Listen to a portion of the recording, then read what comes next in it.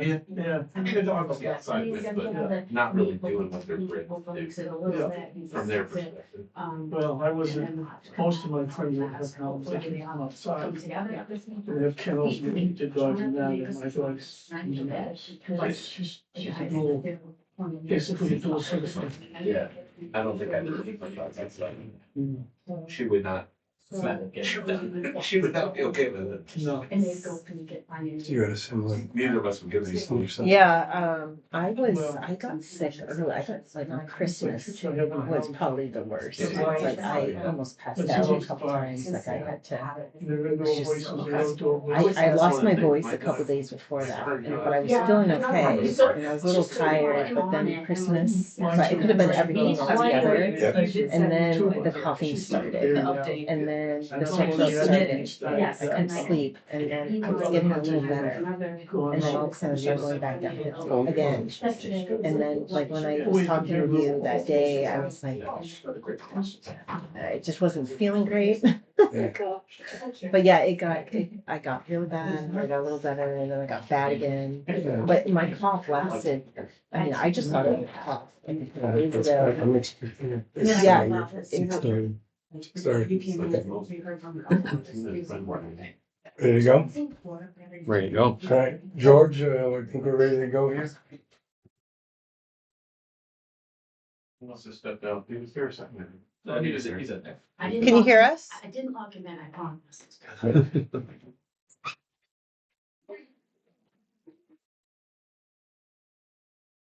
I'm just checking, I'm not getting the sound. Okay, Yeah, okay, it's not okay. gonna be caused. Cold mic.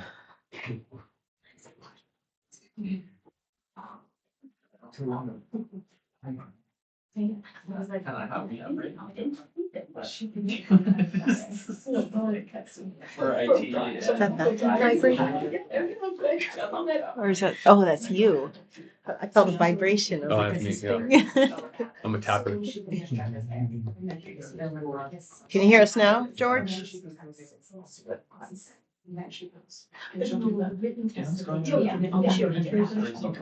it's just the music. Gotcha, okay, so she has that. Yeah, okay. Behind it. You can have her draw. Oh, I think she's gonna be really loud until she can. On camera. I don't think she can. Oh, yeah. Yeah. Devin says we're live. Okay. Okay, great. All right. Welcome to the January 14th, 2026 Town of Durham Planning Board meeting. This is rescheduled from last week due to some illnesses and a lack of a quorum. So thank you all for being here. Roll call. We have Brian Stickney, Alan Purrington, Julia Kapslinger, and myself, Brian Lenoir. All members are present, so we have a quorum. And if you wouldn't mind standing for the pledge. Pledge allegiance to the flag of the United States of America and to the republic for which it stands, one nation, under God, indivisible, with liberty and justice for all. Thank you.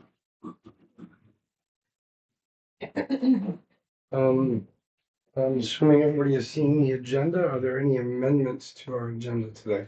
I actually have two. Okay, One is a note to talk about our next meeting date. Which maybe we want to have that sooner than later at this meeting. And then the second one is to add an item at the end of the agenda to talk about the process of ordinance requests from other committees in the town. So, yeah. we want to add those to the end of our meeting? I was thinking the next meeting date, we might want to talk about sooner than later, just if it impacts anyone's application, Okay, but we can do it at the end too. It's up to you. comments from anybody else? Fine with doing one at the beginning, one at the end, works for me. Okay. Let's see how things go, and we'll Okay. hold off on both of them at the end of the meeting, is that all right? Yeah. Okay. Sounds good. Okay, minutes from the last meeting. Any comments on those? I would move to accept December 10th meeting minutes as presented. I'll second that. All in favor?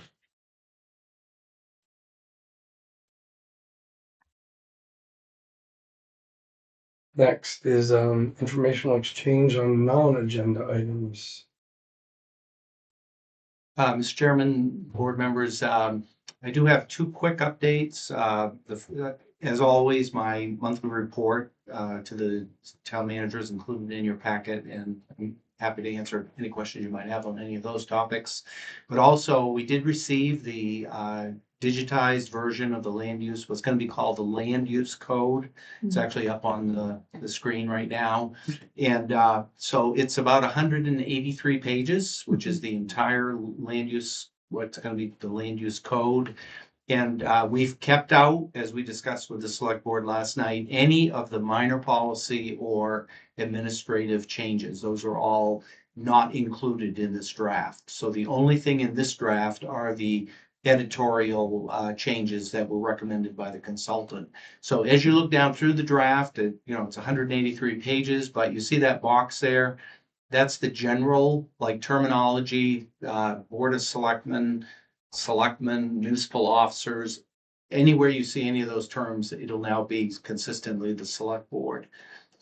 So as you go down through, what you'll see is that, let me just scroll that down. So as you go through, wherever you see one of those boxes, the actual editing language, the amendment language is in the box. And then what it's going to look like is in bold print. So sometimes it's just going to be a single word that's in bold. But every edit, there are actually even 100 editorial changes are all included in that draft. It's now posted on the website. I will put it on the agenda for the next meeting. And so you'll have a couple of meetings to go over that and just see if there's anything you're questioning or uncomfortable with. We did present to the select board last night the minor policy changes and the administrative changes, the report that we did that you reviewed last in December. The select board is good to go with your recommended changes, and there are two potential add-ons. One is being requested by staff, and basically I'll show you a diagram what they're looking for. And this actually applies to a couple of subdivisions that are before you right now, where the ordinance right now, a straight up interpretation of it indicates that every lot, including the end lot, has to have 300 feet of road frontage measured in a straight line. And the ordinance is really not clear about that. And if you look at the property maps at past subdivisions, it's been inconsistently applied by code officers and the planning boards. So this provides the clarity to say that the frontage on turnarounds and curved property lines can be counted as long as it is contiguous. You can't have a piece of frontage on one road, piece of frontage on another road, and add them together. They have to be contiguous. So that the select board endorsed, including that as a seventh minor policy change as requested by the staff. And as I said, it comes up not just on this, but on other applications that the town code officer and road commissioner saying this has got to be clarified because it's very confusing. So I will put both of those on the next agenda, and we'll be able to go over them in detail. I just want to let you know they have been added to the website, and you can download those as well as any others from the website, and it's out there for the public to review as well. So next meeting, we should expect to discuss this further. Yeah, I'll put it on as an agenda item. And we will also be talking about the process going forward, and we can discuss also. At the next meeting? Yeah, at the next meeting, that question of where do these things come from? Okay, well then we can hold off on my amendment then. Yeah. My agenda amendment for then. Okay, so If we're gonna it was talk about- related to this one. Shoot. No, you're talking general, right? General ordinance Both process? the details as well as the process for Yeah. getting to the town meeting. Yeah, no, it wasn't about this. And It was then the process general for process for additional. ordinance requests. Scratch it till next Yeah, meeting. let's scratch it till next meeting. All right, Yeah, that's fine. Thank you. sure.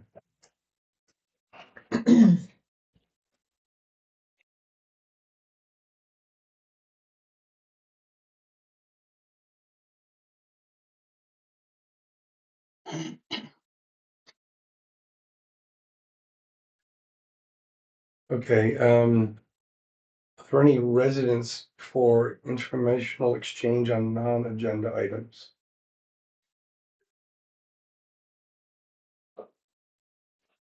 No. Non-residents? Negative. Okay. Continuing business. A summary of planning board site walk of Greystone Ridge subdivision held on December 20th of 2025. I had provided the board with my draft summary. I hope people had a chance to read that. Any questions, comments? Should I walk through this with everybody? Good. You good? Yeah. I I'm like good too. Thank you for working that up, Brian. Sure. Yeah. Maybe a recommendation, should we read your summary of observation for everyone, or was this this was posted, right? Yes. This was, Yeah. okay. I don't think Yeah, it's yeah. necessary to go through it Right. unless there are I any don't want questions you or to comments. talk anymore. The important thing is because there's I just put it in no, because there's no recording or minutes at the meeting, under state law, you have to do at least documenting who was there, and when it was done. And so this fulfills the state legal requirement for a record of that sidewalk meeting. Okay. I think we'll probably get into some of this in our meeting, the Yeah. application review. Absolutely. Yeah. Good. All right, next. You should have a motion to accept it. Oh, thank you, George. I'll make a motion to accept the planning board sidewalk summary I'll second. for the Greystone Ridge subdivision. All in favor? Thank you. Mhm. All right, so now we open it up to public hearing. The preliminary subdivision plan for Greystone Ridge on Pinkham Brook Road, map 2, lots 35 and 42. And I have a scripted statement that I need to make regarding the public hearing. So hopefully, you all can understand what I'm saying and I'm clear. Let me know if there's any questions here, but, I'll open up the public hearing before the Durham Planning Board on the application for a Greystone subdivision. The applicant, Greystone Ridge LLC, and their, representative, Teradyne Consultants.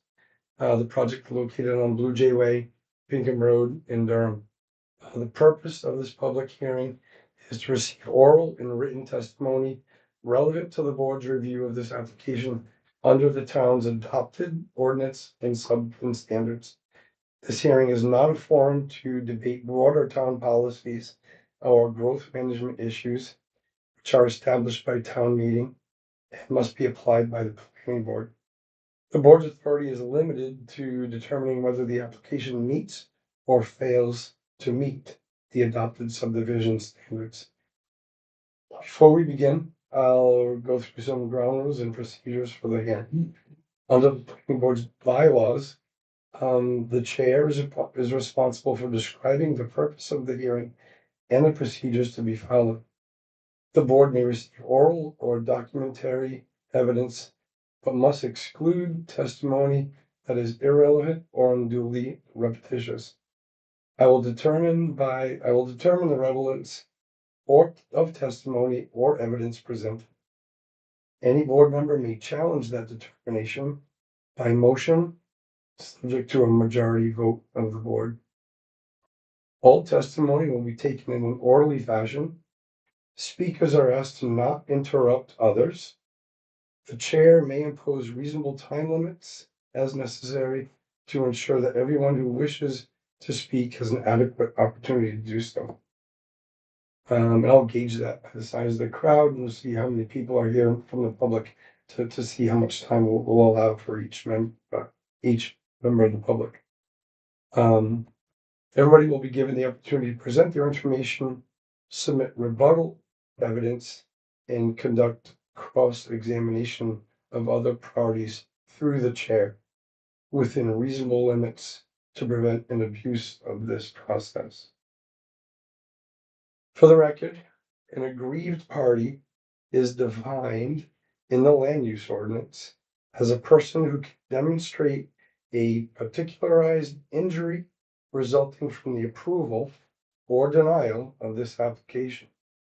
An injury shared equally by all residents of the town does not constitute a particular injury. The application materials and staff comments have been made available in advance. The purpose of tonight's hearing is to receive public input on the application itself, not to provide a general explanation of the review process or ordinance requirements. These procedures are necessary to ensure fairness, protect due process rights for all parties, and allow the board to meet its legal deadlines for decision making. I hope you all understand these public information procedures, and I expect that you all will abide by what we've said here today.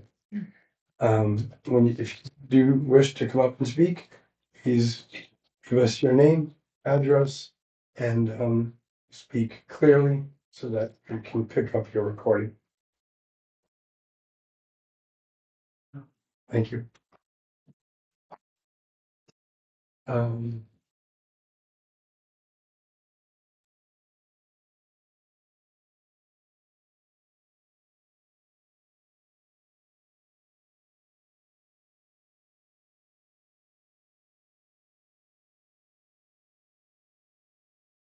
right, George, if you would please start with your staff notes.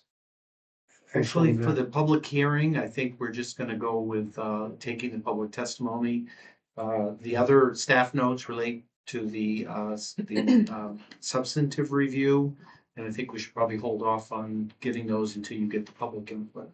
Okay. And the public input will be part of the record in terms of your decision making. So any public comments that do come, we'll summarize those and incorporate them into findings of fact when we get to that point. Good. Are there any members of the public that wish to speak here tonight on this subdivision application? Greystone, Yes, sir. I would like to speak, if I may. Please come up and take a seat.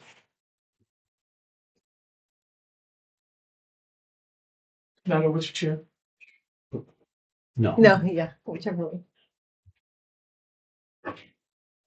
Please just give us your name and address. My name is James Balfour. I live at 980 Pinkham Brook Road. As of next month, I've lived there 33 years. I do have some concerns about the Greystone development coming in, but I do want to state right off the beginning, I don't want to try to stop this, halt it, not have it work. It's not my land to do that, but I do have some concerns. And I'd like to have them addressed.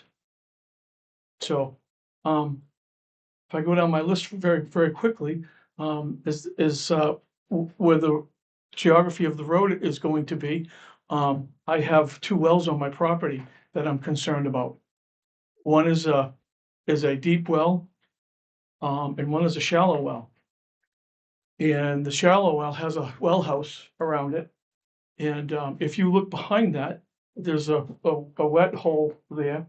And I don't know if anyone is aware of that, but that is one of the 2 origins for the Newell Brook. That starts there. It starts behind that house, that little well house. And that the water quality is really top notch, and I am concerned about that, as anyone would be. With the road being so close to my line, the proposed road, there's just all kinds of negative things, from trash to the plowing sand and salt and everything on that. It's just all minus attributes to my property. The other thing is in this proposed development, there's no fencing, there's no privacy fencing. It's right along the edge. It seems to me that I shouldn't have to bear that burden with the property being there and the road being so close to my property line. Again, I'm not opposed to the development. It's not my thing. My dad was a carpenter. I understand building. I know that. I'm not trying to shut the whole project down. But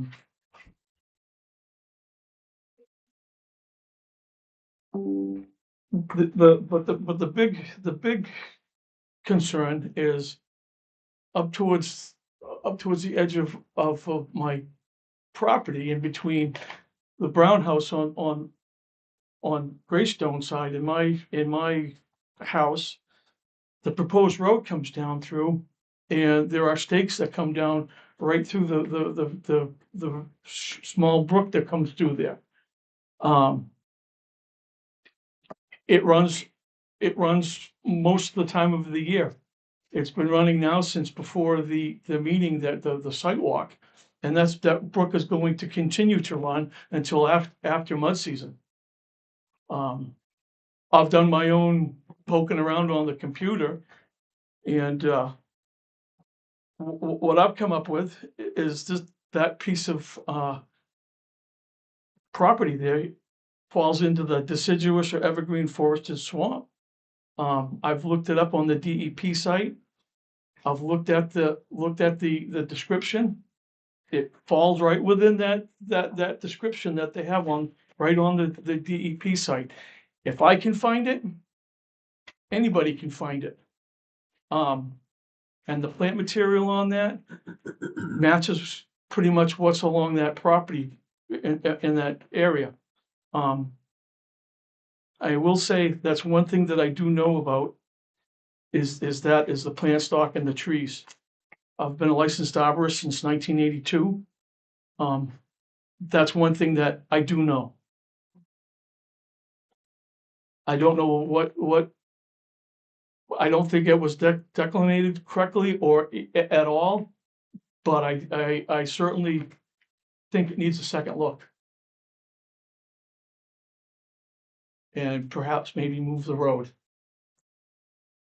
I'm not trying to shut down the development, but that's in the wrong spot.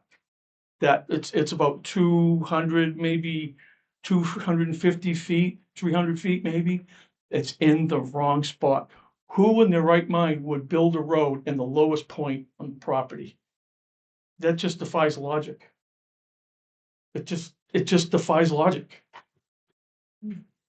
So I've said my piece. I hope everyone's heard me.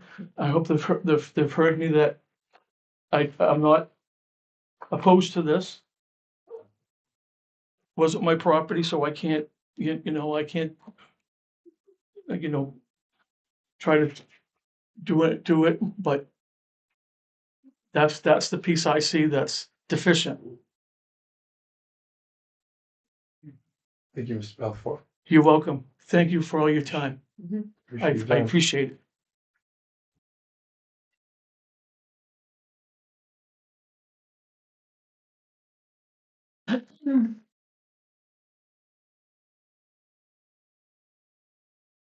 Are there any other comments regarding the Stone Ridge application?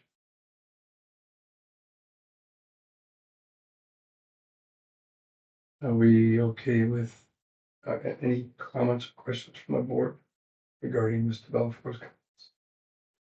Think we can take it up in post. Okay, yeah. All right. May I have a motion to close the public hearing? I'll make that, Go ahead. So I'll make moved. that motion. A second. All in favor?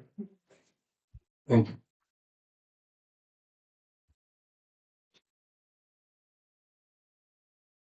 All right, so now we're gonna run into the a review of the preliminary subdivision on Greystone Ridge, Spring Brook Road, map 2, lots 35 and 42.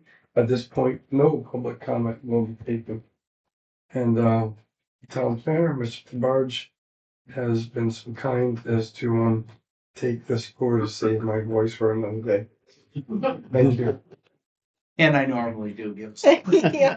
just to kind of set the stage for the review for the board as well as the applicant and members of the public. And I would point out that you could either have given the opportunity to the applicant's consultant to respond to the comments that were made by the member of the public, but they can certainly respond to those during their presentation to you as well. So you should give them that opportunity to Absolutely. address the points raised by Mr. Balfour. So, and I Shall I anticipate. reopen? public- No, you don't need to do that. You could do it either then or now. That's part of the record and your decision is gonna be made on it. They have the opportunity to give you a response to those facts and questions or issues that were raised. Okay. So, the application is for a 13 lot cluster subdivision off Pinkenbrook Road and Blue Jay Way. The board determined that the application was complete at the December meeting in terms of having all of the submissions required for a substantive review and decision on the application. You conducted a site walk on December 20th.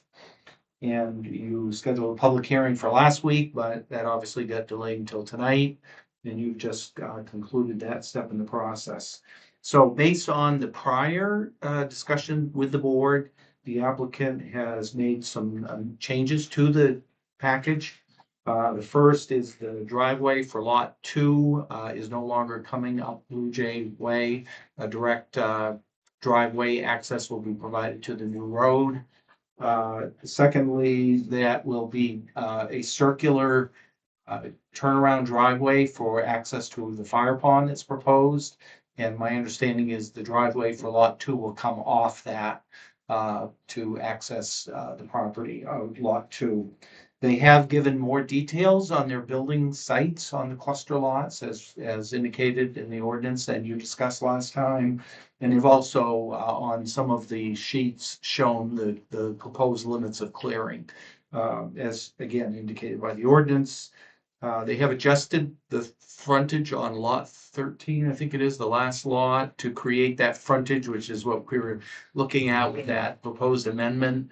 And what they have also done is submitted a waiver to allow the road not to be built within the entire length of that right of way. And they've included some rationale for approval of that waiver in their waiver application. They've also submitted a waiver application for the narrower road on the wetland crossings. And they provided you with a report that outlined those changes that I just summarized.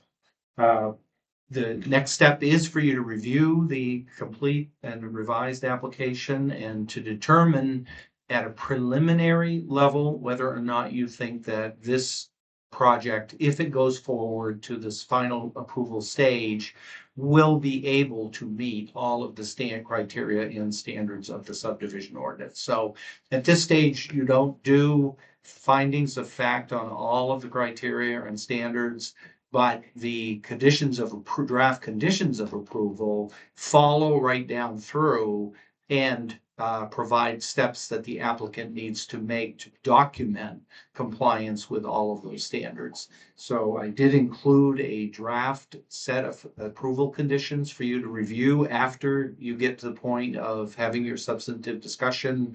And if you feel that the project can meet or if it fails to meet on any of the criteria or standards, then you would indicate that at this point. And then you can add to the proposed conditions of approval based on your discussion. That's just a draft that covers all the bases, but you're not limited to that set. And you can amend them individually, or you can add additional ones as well as you see fit.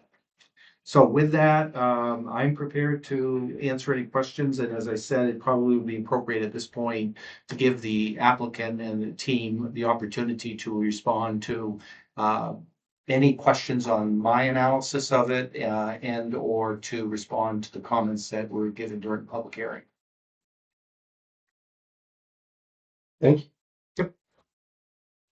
All right, well, if the applicant is prepared to step up and.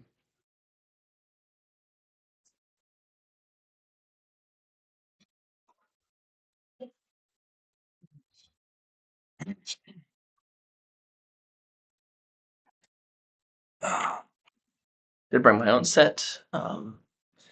We did make some changes that didn't make into this plan, minor ones, because we had to get our surveyors out there, and with the holidays, it was tough to do that in a timely manner, but we did have a few things that we wanted to share, including that well house that wasn't shown initially. We got that on there, and as well as the trails. I believe that was a comment from the site walk to see some of those trails on there. So we did make sure those showed up. So make sure that that is clear for you. Now for this, is it appropriate to go through the entire like spiel, existing conditions, proposed conditions, or is it fine to just address them? I think it would be most effective to just hit the points that are under discussion as opposed to reviewing them. Perfect. Good evening, everyone. I'm Matt Pelletier with Teradyne Consultants here for Greystone Ridge LLC.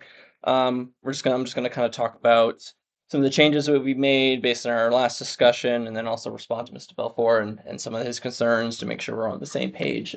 We can keep this moving forward. So a couple of the big changes. Let's see here. Anything here? I also want to point out we did get an IFNW letter about the micro pits. I know that was we didn't have that. I believe they didn't have that last time. They did confirm what we thought, which is it is a vernal pool. It's not a significant vernal pool because it's man-made. So we have that letter, and that will be provided at final for you to review. In terms of some of the things that were changed, do want to talk about the fire pond. During the sidewalk, we met with fire chief was there as well. Didn't have any initial concerns with what we were proposing. We were proposing 120,000 gallon fire pond. That's going to be in the general vicinity of where the existing pond is. It'll have to be expanded in order to meet the size requirements. That part of Blue Jay Way will be discontinued where it crosses into that lot 2. And then, as was mentioned, lot 2 will then connect into that new access road that we are proposing, which will be 24 feet wide, 20-foot lane, 2-foot shoulders. The fire chief seemed to really like that. Doesn't have to deal with backing up or at any of that, which is something they don't want to do. So they can just kind of go in, make the loop, fill up at the dry hydrant, and come out. So no initial concerns, but we do have a hydrogeologist going out there. He's going to go out there in April. And I want to get this right because I am not privy to what they actually do. But they are going to look at the recharge rate and perform a pumping test for that area. And that will determine, do we need it larger than 120,000 gallons? Do we need to have a liner for, drought if there's infiltration to make sure there's enough water in there? So he's going to perform all those actions in April. So we do have that lined up.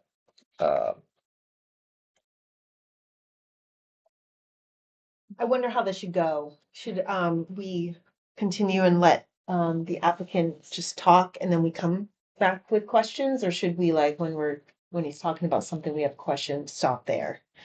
What's your thought on that? I think you should address them as they come. Yeah, okay. Better conversational Okay. flow. Yeah, sure. Okay, yeah, thanks. All right, so the if I may, Yes. the hydrogeologist is coming out in April. Yes. You said, now that could determine the size or the design of the pond. Yes, I think we still have plenty of room to fit in there. Yeah. We can always make it a little deeper. Okay, So that I don't have concerns. so it'll be more details, right? That Yes. won't need to be figured out. ahead Yes. of, Yeah, I don't think it needs to be for preliminary, but Yeah. it is something we'll definitely want For final. For final, Yeah. absolutely. Okay, Well, I think that's a very important issue, Yeah. especially for the recharge. When we look at last year, how dry things were, yep. you have to make sure that can maintain. Yep. Yep. And another kind of a related question that's going to come up with a couple other items is the review of our third-party engineer, or your third-party engineer. Yep. When are we starting that? So I believe once we get comments from here and hopefully the preliminary plan is approved, we're gonna start that process to get the third party engineer involved because we've already submitted the stormwater Yep. permit. And oftentimes if there are updates, we send them minor updates if we need to. But that's been a very long review process as of late. They are very behind. We wanted to get the information in as soon as possible. So that would kind of go in tandem. They're looking at that now. It's been accepted. And then we're going to get third party review involved. And it's kind of going to be a back and forth. If the third party has comments, and we're going to work with DEP to make sure we can keep it moving along Yeah, because they are going pretty far out in how they do their reviews. got it. And so that this review of the third party engineer will happen between this prelim stage and the final, right? Yes. Okay. Okay, great. Thank you. Yeah, because I don't think we and maybe that's a discussion that we can't submit until we have permit in hand. I think that was a discussion that we had talked about in sketch, that you want that before we meet for Right. final. So there might be a wait, an extension involved if we know that the permit isn't going to come. But our goal is, that's why we got it in earlier, is that we wanted to kind of get that process going. Can I clarify? I think you're talking two different things. I think you're talking DEP stormwater review. I think you're talking town peer review of the plan. Yes, but don't they review stormwater?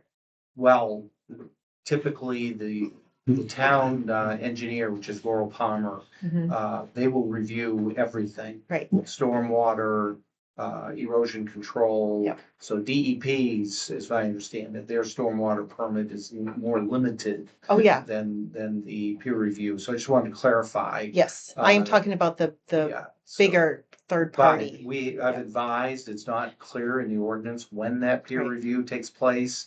But I'm encouraging applicants to get their final plan application put together and then submit it to the town's peer reviewer, where they go through, make any adjustments, corrections. And then when it comes to you, it's ready to roll, as opposed to coming in, losing time, going to the peer reviewer, making changes and coming back. So it's flexible, but our recommendation is that as soon as they get their preliminary approval, apply to the state, finish the engineering designs, and then submit it to the town's peer reviewer to go over. And if they were in the draft conditions of approval, there's a list of things for peer review, and you can add to those if you decide to do that. Add to the what? Sorry? Add to the draft conditions of approval. So Oh, yeah. if you want to add a peer review, engineering peer review, then we can discuss potentially making that, adding on to the list of things for the peer reviewer to look at. We've done that in the Yes, past on yes, yes. projects. Yep. Thank you. Okay, good for now for me. Any other questions about fire pond while we're still talking about it? None of the big changes. The proposed limits of development, we've included those in the site plan.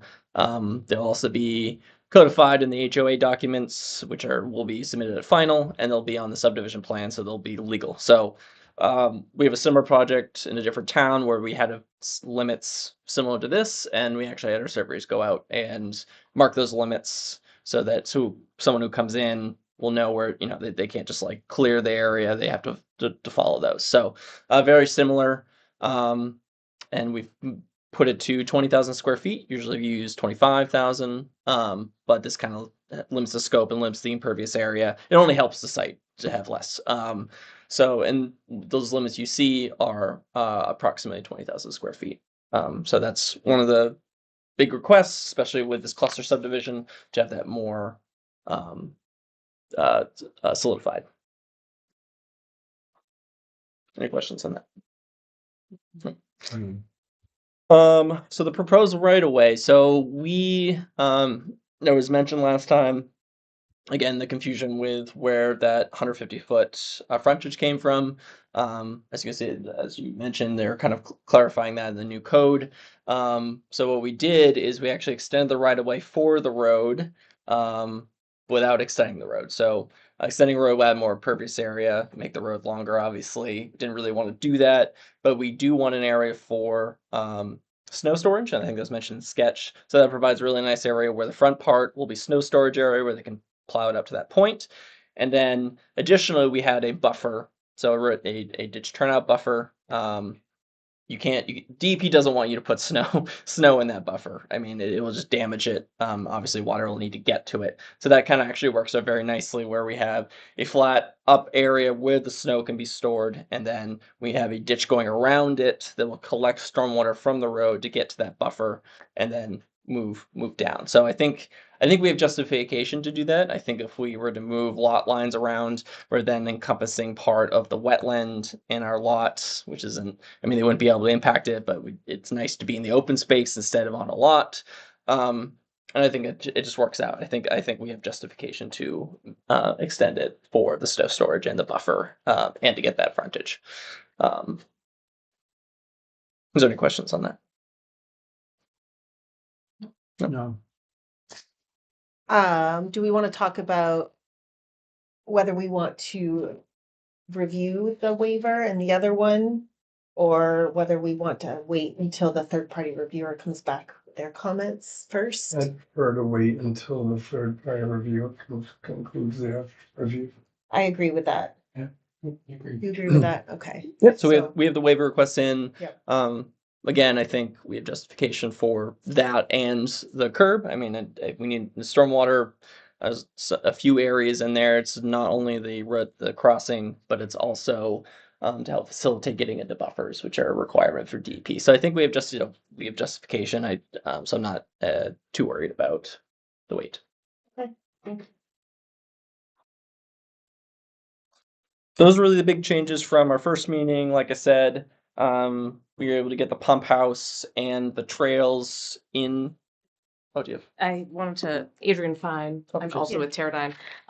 One thing about the waivers, and as you brought up both, I know we haven't talked about the narrow road one yet, but that does have some implications for our environmental permitting. Mhm. So it'd be nice to at least discuss with the board tonight, and even if you're not going to grant the waiver, just see if you're comfortable with it pending the third party reviewer being comfortable with it, because the road would have to be wider if you don't grant that, which would mean more wetland impacts, more stormwater, different permit submissions to DEP, which we need to make before final. Yeah. So we do kind of need to discuss that waiver ahead of final and talk about it some tonight if we can. Yeah, thank you. All right, if we want to focus on that, George, is it possible for you to maybe zoom in on the detail here and we can let folks from Teradyne walk us through? Yep. So what they're requesting. Why don't you stop me on the sheet with the location? What sheet? So is there's it? going to be, they're actually on all three of the sheets because there's three areas where Okay. there's curves. So if you go back to the first one, so roughly at the turnaround, the beginning, not the turnaround, but the loop right about there. Right about there on the north side. I can't read that. Let me open that. Actually, the one we're Down. Oh yeah, I'm just gonna stand up and do it. This is way easier. Didn't bring my laser pointer. So we have a rain garden right here to help with stormwater treatment. So the curb goes about here to here. So essentially takes everything from this part of the road and gets it into that rain garden, treats it, and then discharges it. And there's a culvert right here that just helps facilitate stormwater offsite and on lot one to follow that existing drainage pattern to get into the ditch, which gets down here to the main DOT culvert. I'll go to the next one. So wait, so Oh, sorry, sorry. what is the request that you're asking for here, the waiver that we're talking about? So this is the curb waiver. So this will be 10 feet with no 2-foot shoulder. It'll be 10 feet travel lanes. In order for you to put in your BMPs, your stormwater BMPs? In Or- order to direct, so because we don't want stormwater to flow just off because it will get into the culvert and then won't be treated. So we need to treat this. So stormwater will hit the curb, flow into that rain garden and be treated that way. So that's what the curb is there for, to help Because direct. if you did need the wider road, what would it look like? Here it would just be a little bit wider. The stormwater would just flow out and then get into this. It wouldn't be treated. So Oh, you need to treat it. we right? need to treat it. Right, so how would you treat So it? this is less about the width of the road Yeah. and more about the fact that we need the curb. But that's Sure. not in your ordinance. So we have to ask for a waiver in order to add curb So you're which is adding, you're not needed to decreasing the direct. size of the road. You're just adding curb here. No, because we're still keeping it at 10 feet. So it'd be 10 feet lane, curb, and no 2-foot shoulder.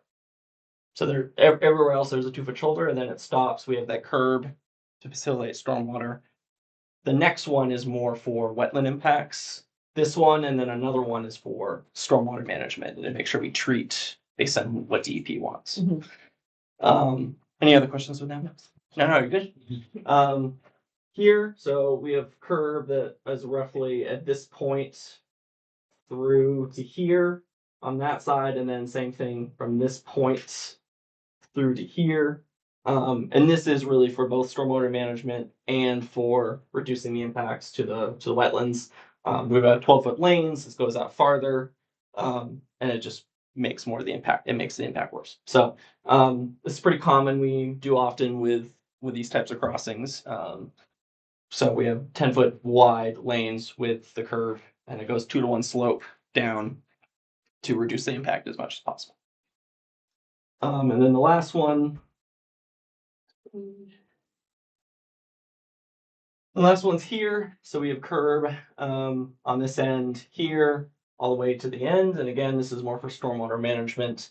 We have a buffer here, but we can't just let stormwater flow here. It has to get into a divide. It has to get into a ditch turnout spreader and then get into the buffer. So anything that would flow this way wouldn't be treated, and we need to treat that. So what this does is the curb will help get it down to this point and then into a ditch to this buffer here. What lot is that? The last is lot 13. But it's across from, so we're talking, this is like open space, right? Yeah, it's Yep. open space. Yeah. And also, George, if you wanted to go to C 5.1, it shows the section details.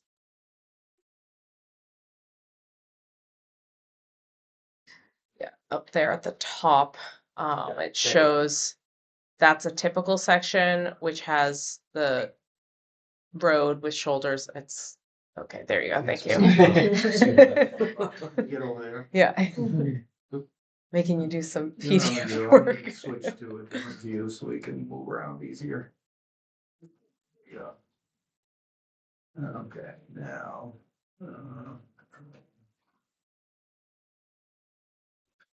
Technology is wonderful. Yeah, Oh, next page. sheet. Yeah, I think it accidentally switched. there you go. And up at the top. Up here. There we go. Oops. Oh, There we go. it likes to do that. So that's on the Yep. left. Yeah, so that's a typical road section. So it's got the 10-foot wide lanes with the 2-foot shoulders, 3-to-1 slopes. So that's most of the area everywhere for the road on our site. And then some of the areas. This one's showing both the curves. So this is more of the wetland crossing for the road section, which is the 10-foot wide lane with the curve and then down. There's also a crossing one as well for. That's with the on the culvert. next sheet. That's on the next sheet. Yeah, over there to the side. Oh, there it is. It's over there. right there. There we go. Yeah, so this is more indicative of the wetland stream, the wetland crossing. This is wetland stream, but that's one of our typicals. So for the wetland crossing, where we're showing the 10-foot lanes, curb, and then the 2-to-1 slope down to reduce wetland impacts. And that's what you want to have the peer reviewer look at. Those details, just make sure everything's Right. standard engineering. But also we're decreasing this waiver would decrease the width, right? Of the total The process. shoulder's gone. Oh, the shoulder. The lanes would still be 10 The feet lanes will on still be, so I'm all thinking of like locations. fire, they'd be fine as long as they have access, right? Like there's nothing impeding them on the sides. Right. Right, so they should be. Yeah. Okay. I have a question. Can you go back to the last stormwater BMP request So change? the first sheet that we looked at? The last change, the one Oh. near the end, near the turnaround. Yeah. Let's We're on 13. yeah, maybe Yeah, we'll- lot 13. So George, if you could go back to the, maybe I the think It's it's sheet. 3-2. Yeah, right there. There we go. Right there. Yep. Okay. So what is the reason for this request? This specific one? So this specific one, we need to treat the stormwater, Yeah. at least part of this, and we want the curb here to help collect. So any stormwater that's going, as you can see, the contours is going to go into here and then be treated. Yep. Anything else is going to hit the curb that's about right here, flow down this way, and get into this ditch, which leads to that VMP Yep. to treat. And those are numbers we need to hit for DEP for treatment. And we don't have a lot of room in the beginning with 50-foot right away to put any, we don't have any room to put any BMPs because of the room that we have. So here's, we're kind of creating a situation where we can direct it with the curb to a VMP and then in the open space and off the property. So that's kind of the why we have a curb at this end point, because we can't let it flow this way because it won't be treated. Mhm. Got it. So if we didn't approve this waiver, then you might not be able to get your permit. I think we think this is the best solution. We think this is the least impactful solution. Yeah. It also reduces the impervious area. It's at the end of the road, but there's still the turnaround here. This is still the proper width, and it's still 10-foot and 2-foot shoulders. So 10-foot lane, 2-foot shoulders on this side. Yeah. Okay. It's just those couple of areas here that we just really need to facilitate stormwater management so we can get treatment. Okay. Thank you. Sure. Well, the untreated water would come down into the turnaround? Or you're hoping it? No. So you mean? So it kind of collects into this point here. We have some spot grades to make sure that it's built at a point where it all flows to where it needs to go in the ditch. So that's something that I think they're peer review. That's culvert. And this is a culvert under here. This is a low point. So it kind of collects here. And it comes down into the wetland area and out. Yeah, I think this is something that the third party reviewer would really like to look at. So, I mean, my suggestion, Chair, is that, we can talk about how we're feeling, but at the end of the day, I'd really like to hear from Goral Palmer Sure. on this. Absolutely. Yeah. But And then go back to the first example or the first one that we looked at, the beginning of the road. Sure.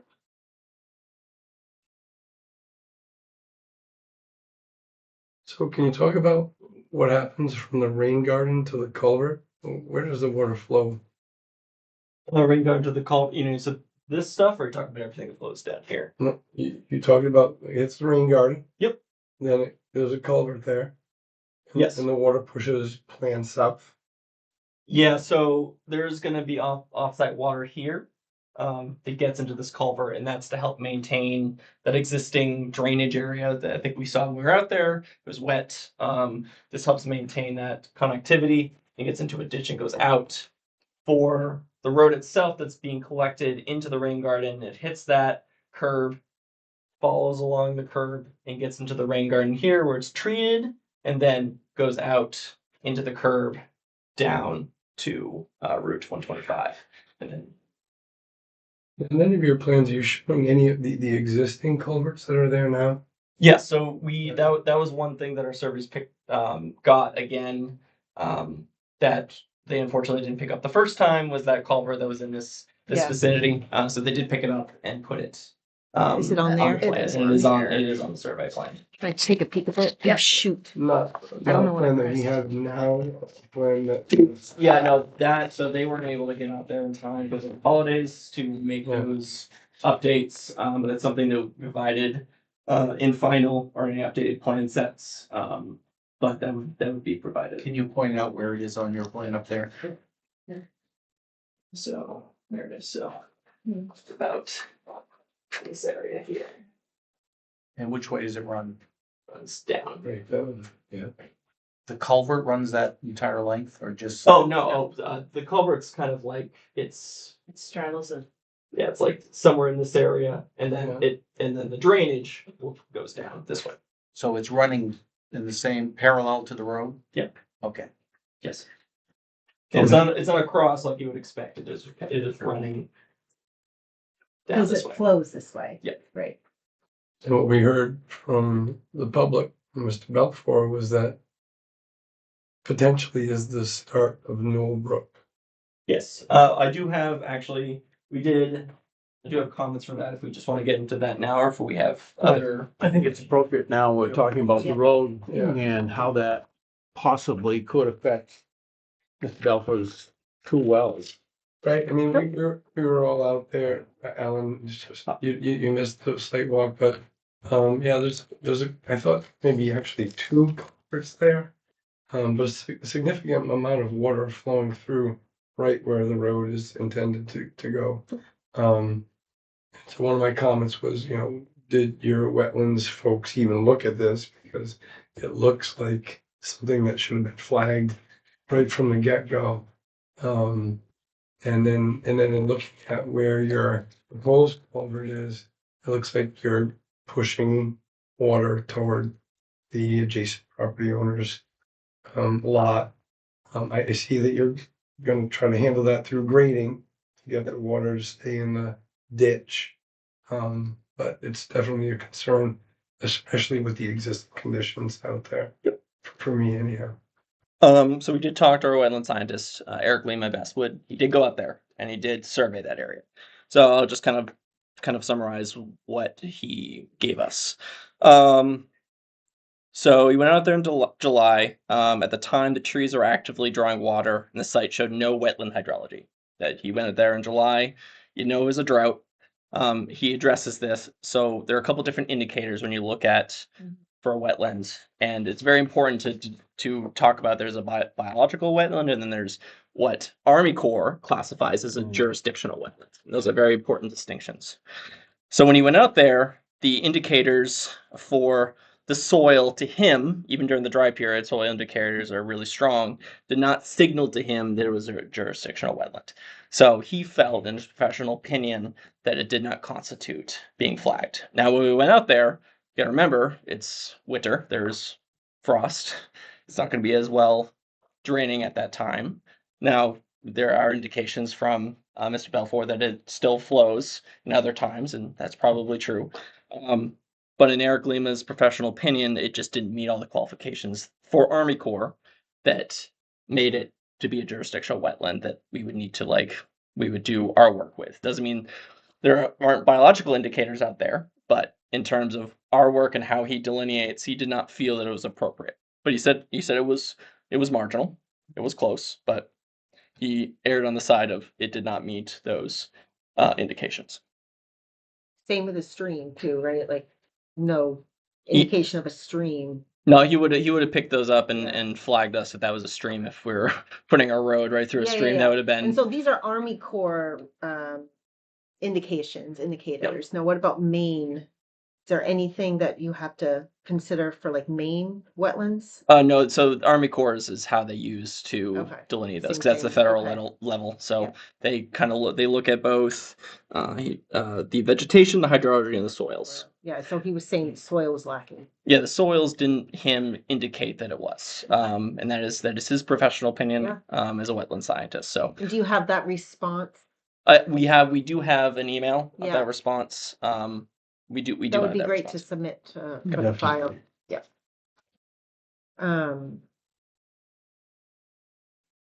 Pretty crazy that, yeah.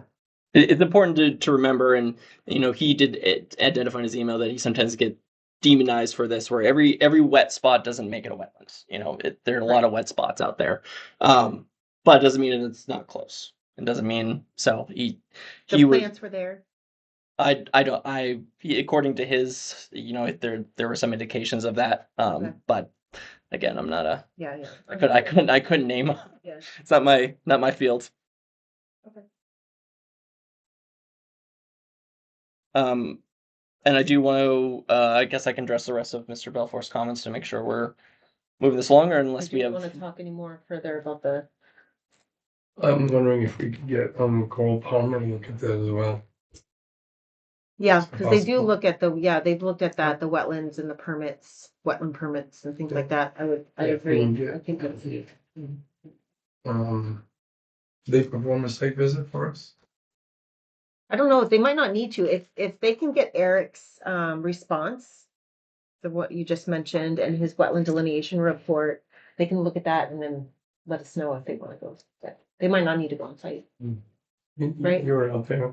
Yeah, it's, Mhm. yeah, it's wet. Did he provide, photos, Eric, in his delineation report? It does a pretty thorough But one. it I was don't- dry. He did it during July, but. Mm. But yeah, I would agree. Let's have the third party. I definitely agree. Okay. Mm. Yeah, good point.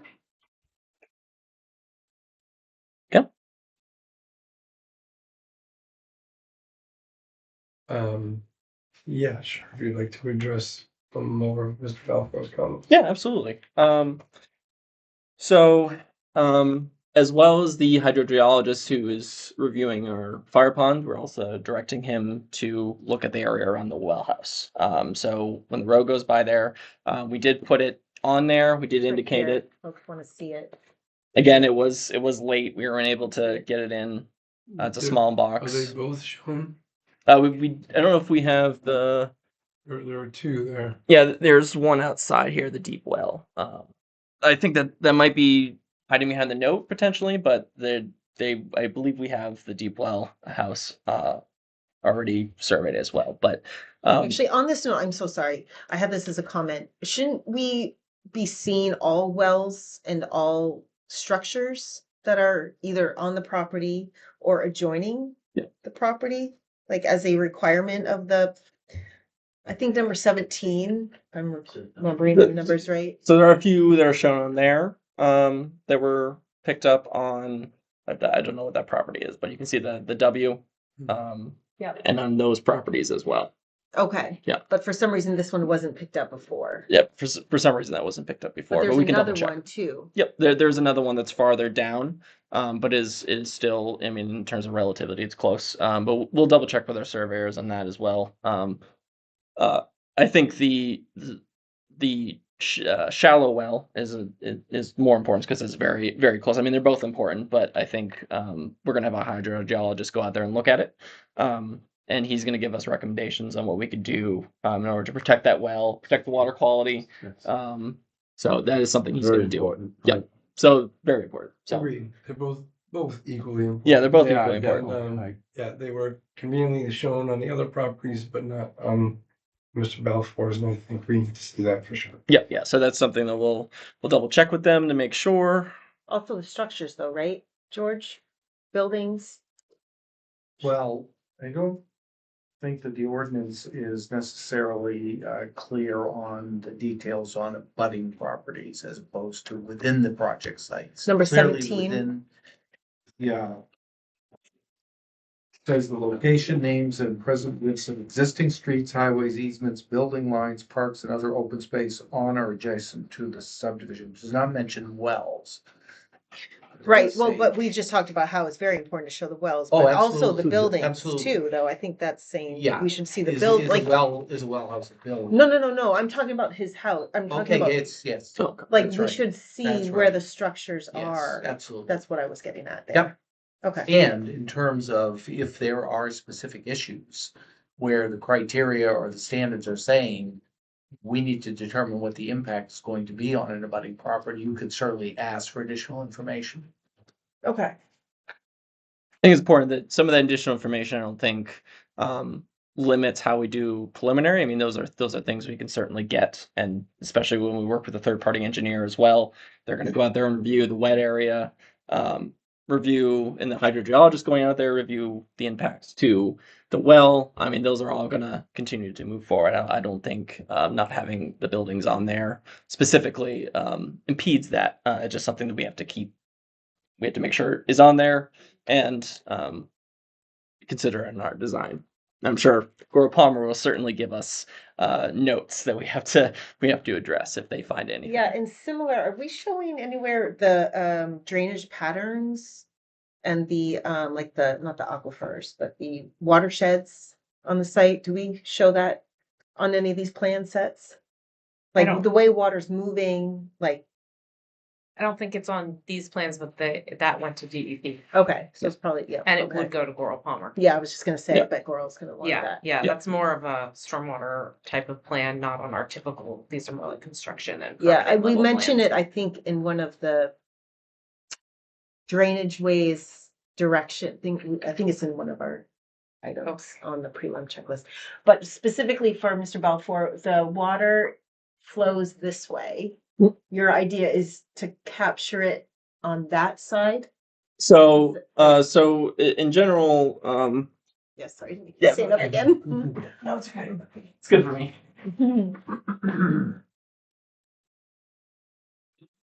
So in general, there's this piece of a watershed that's Yeah. kind of just flowing this way towards this property right here. Yeah. There's that culvert in here that's taking some of that water and funneling it down this way. And there's some of that water that's kind of going this way. So one of the stormwater BMPs is using to treat and gather all that stormwater, kind of gather it in a ponding situation, treat it, and try to get it away. So we're not like just sending a culvert directly into his house. That's kind of why this is built this way. It's kind of elongated. Yep. The contours suggest that it will just flow away from his house, and that was by design. For this piece that's going this way, I mean, yes, I mean there's the culvert here. It's kind of in the same parallel to our road, but there's still drainage pattern. It's still heading south. Or I guess this would be whatever direction this is, north-ish. It's still heading down here. So yeah, so there's some that's going to be continue to flow this way, get into the drainage channel, get to this culvert, and still get to the same place. Same with this. I mean, yes, it's being blocked by the road, but the water's still going to get to this culvert. I mean, you can kind of see in here. Yeah. I mean, this is still all getting to the same place. We're trying not to flood his property. That's why that there's the ditches here to get into this point and then get down. This is not meant to grab any of the impervious area. This is really just offsite area. That's what this curb is for. So it's not getting in here and then into here and then untreated impervious here. So that's what the curb is for. This is really meant to direct offsite areas that are already existing to get to where it needs to go. So in general, the drainage pattern is the same. It just looks a little different. And that was by design to make sure everything is flowing properly. We're not overloading culverts, because part of it was we just sent everything down here instead of having this culvert. You could potentially overload this one and cause some flooding issues. So by doing this, we kind of keep the same drainage pattern and have it all go to the proper place. And then whatever goes on this side will get to here. And anything obviously upstream, that's why this is quite large. This is also a 36 embedded culvert, just like the wetland crossings. Pretty big culvert, cross culvert, but we think it's necessary because of the water that's coming through here and the water that's coming this way. Are you thinking there's going to be an increase at all or about neutral? I don't think there's going to be an increase. Okay. Okay, thank you. You got that.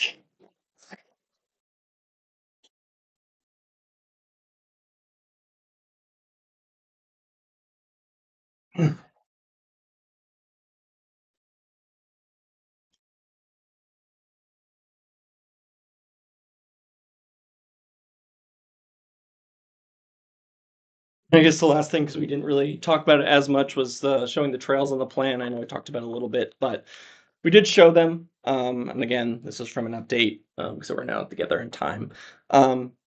Most of that trail will be maintained or just stay there. There's a couple lots that are impacting the beginning of it, but there's actually something when we're checking with the surveys. There's actually a 20-foot easement that goes to the Brunswick's road that they'll have access to, which is very unique. That goes all the way. I believe I live in Brunswick, so I should know. I think it's Lunt Road, whatever that road is. Lunt Road. yeah. Okay, so there's actually that trail actually connects to that piece. And gets them access all the way to the road, 20-foot easement. So I think it plays into what we were talking about, the point of a cluster. You have nature, you want to maintain that. You have there are already existing trails on the property that are going to stay, except for the little bit that where the lots go. So I just wanted to point that out. Yeah, and so for visibility, I think this goes through lot 7. Actually, I do have it. 6? Oh, There you okay. In the open space initially. Yeah, 6 Yep. and 7. Okay. Yep. And then there's also some trail that wraps around into the open space over here.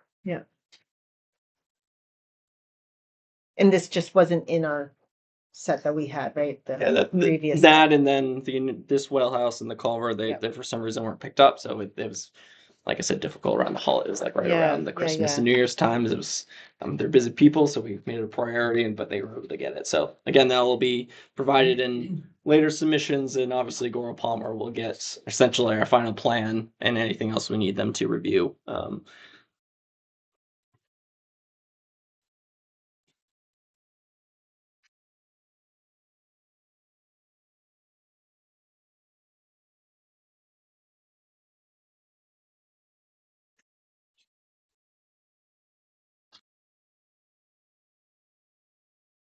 Anything else you want to address now?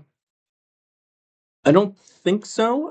There is and I will bring this up, just because I think it was a comment by Mr. Belfour, was the fencing area. That's something that our client is willing to do to provide a little bit more shade, especially in that area where it just kind of comes in pretty close. I don't know if it's necessary for the whole thing because it's more wooded here, but essentially where his house is pretty close up at that corner, fencing or screening is something that is pretty easy.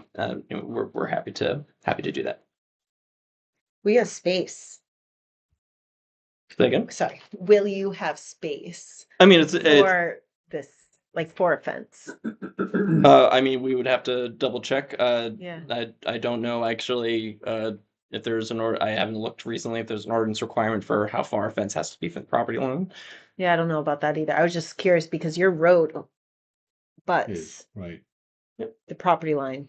But I love that you're offering this to talk further about. Yeah, for sure. we'll certainly we'll make it work. Yeah. We will. You know, I think it's important. So I think that if there's, I don't think there's any mechanism that would prevent us. We're just going to make sure that we do it correctly. That there's we're able to do it. Duly noted. Yeah. And if they would like a tree buffer be That's something you'd consider? That's or- that's something we'll have to discuss, but we're Yeah. open to like what it needs to, providing some sort of screening One or concern I fencing. have with that, I have a tree buffer on my Mhm. driveway of arborvitae's, and the Mhm. deer love them. Yeah. And Or wildlife. all of a sudden, 4 feet up is gone. Yeah, we could discuss species. Yeah, You know, yeah, we with could the- discuss like. Yes. Yeah. Yeah, I think But- that, Working. it is tight. And It there is is a tight, ditch there, yeah. and making sure stormwater doesn't go the wrong way, I think is probably the Yeah. most important thing. The key component is working with Mr. Balfour on that and what works best for him. Yep, absolutely. We're willing to work with Mr. Belfour. I mean, it's to be good neighbors, right? So Yeah, we're definitely. we're just trying to put a good project out here and make sure we address things that we need to. Great. How much room do you have to push the road? We'll just call it Plan North here. None. None. We don't have Zero. we don't have room to really push it. What do you- We're the grading is already very close to the other property line. Yeah. Yeah, It's a 50-foot right. It's a 50-foot right of way, so we generally put in the middle of a 50-foot right of way. So pushing it What is about beyond the right of way? I mean, in here, That's someone else's property. it's someone else's property. No, beyond. No, where- beyond the right of lot way one. to the Pan West East. Oh, you mean Back Where where the- lot back where the one house is. Right. And Oh, the yeah, rain yeah, garden yeah. and the. I mean, there's technically room. During the sketch plan, we talked about the fact that the town is moving toward updating our ordinances to more or less require a buffer Yep. in a situation like this. And we had hoped that maybe you would be the model applicant. And we didn't get any response from that. But anyhow, if there's any possible way to push that road further, we'll call it again Plan North, to assist Mr. Balfour's concerns, to get a more of a vegetative buffer in there, as well as a fence, if that's something that the neighbors amenable to. I think that would help the project quite a bit. Yeah, we understand the buffers. I mean, it's impossible to do that here. Like, it's just there's a 50-foot right of way. It's impossible to make that work. If you would just take a look at it and humor Yes. me. Oh no. In terms of like in terms of that point, yes, in terms of like getting like a 25-foot buffer or anything like that, that's difficult for us to achieve. I mean, this is the corner of the buffer, so there is technically room to put some fencing here. It gets more tight down here, and it's just the way the grading works. But here, there's certainly room to put more screening.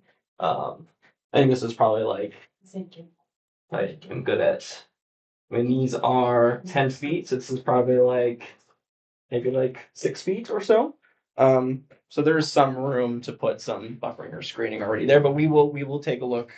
We will take a look at it. Yeah, This we can look at that section to see if there's anything we can do. You know, it is tight with the stormwater and the grading, but we'll look at it. Yeah, and that section in particular, I think is closer to the house. Okay. I mean, this is where it would be good to see where the structures are. Yeah. But I think, Mr. Bumfor, if you can correct me, I think that the main property's right here, right? The main structure? No, the main structure is like Right. Oh, I apologize. Okay, yeah, all right. right there.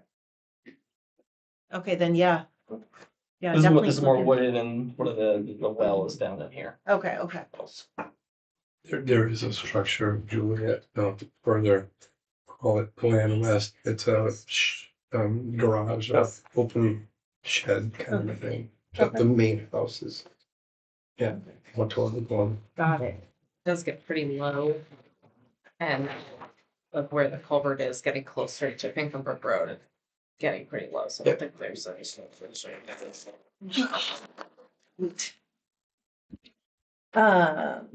I have a question for tree clearing. I am seeing that in the new plan set, the one that we have. 1 and 2 though.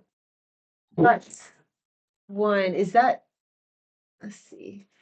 Those don't show clearing because those are existing. Yeah, Those so are- we're not, the only reason you'd be clearing there is for the road, Yeah, so come the- in. we show the tree clearing around for the road. And the same thing for 2, except for the fire department access to the fire pond.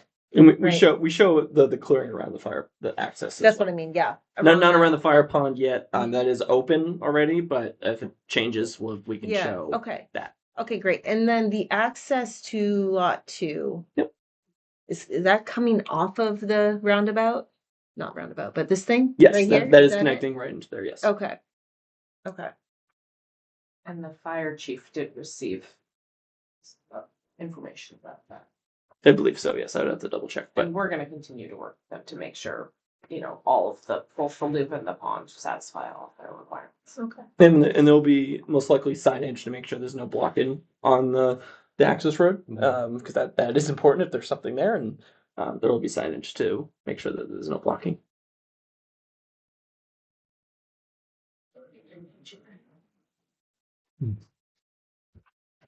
Can I keep going with my comments? Absolutely, you're on a roll. Okay, so I heard from you that the vernal pool was confirmed not to be significant Yes. from MDIFW, which is great. I think you mentioned that you were going to update the agency with your proposed tree clearing plan. Yes, we have not sent it yet, but we will. Okay, we but will. you're gonna still do that, okay, yeah. Sorry. Mainly because of bats, right? Yeah, I mean that will come with Your mostly permit with review. Army Corps. So Yeah. that's more of an Army Corps privy. They tell Yeah. us that there are bats. Yeah, yeah. Because there are bats everywhere. And then we Yeah. we go through the Army Corps. So the Army Corps will get that, and there might be restrictions on clearing depending on time of year, depending on what they find. That's more of an Army Corps piece that we send. and Yeah, we will- I noticed I brought this up before in the MDIFW response back to you, Mhm. it does say that you submitted the plan sets showing tree clearing. But I think that what you had submitted was prelim to Yep. this. So I think maybe there's more tree clearing than what they have seen. Yeah, Possibly. So we can send Yeah. an update like, hey, we've added Yeah. this, and okay. that will go through our Army Corps process as well. So Yeah, okay, great. Let's see. The US Fish and Wildlife Service, you'll have to consult with them. yeah, I think that's all again through the Army Through the Army Corps, Corps, yeah. US consultation, and Okay, that's it for my questions. Thank you. right? Alan? What's up? Couple of comments I have here. Lot 3. I think it's lot 3.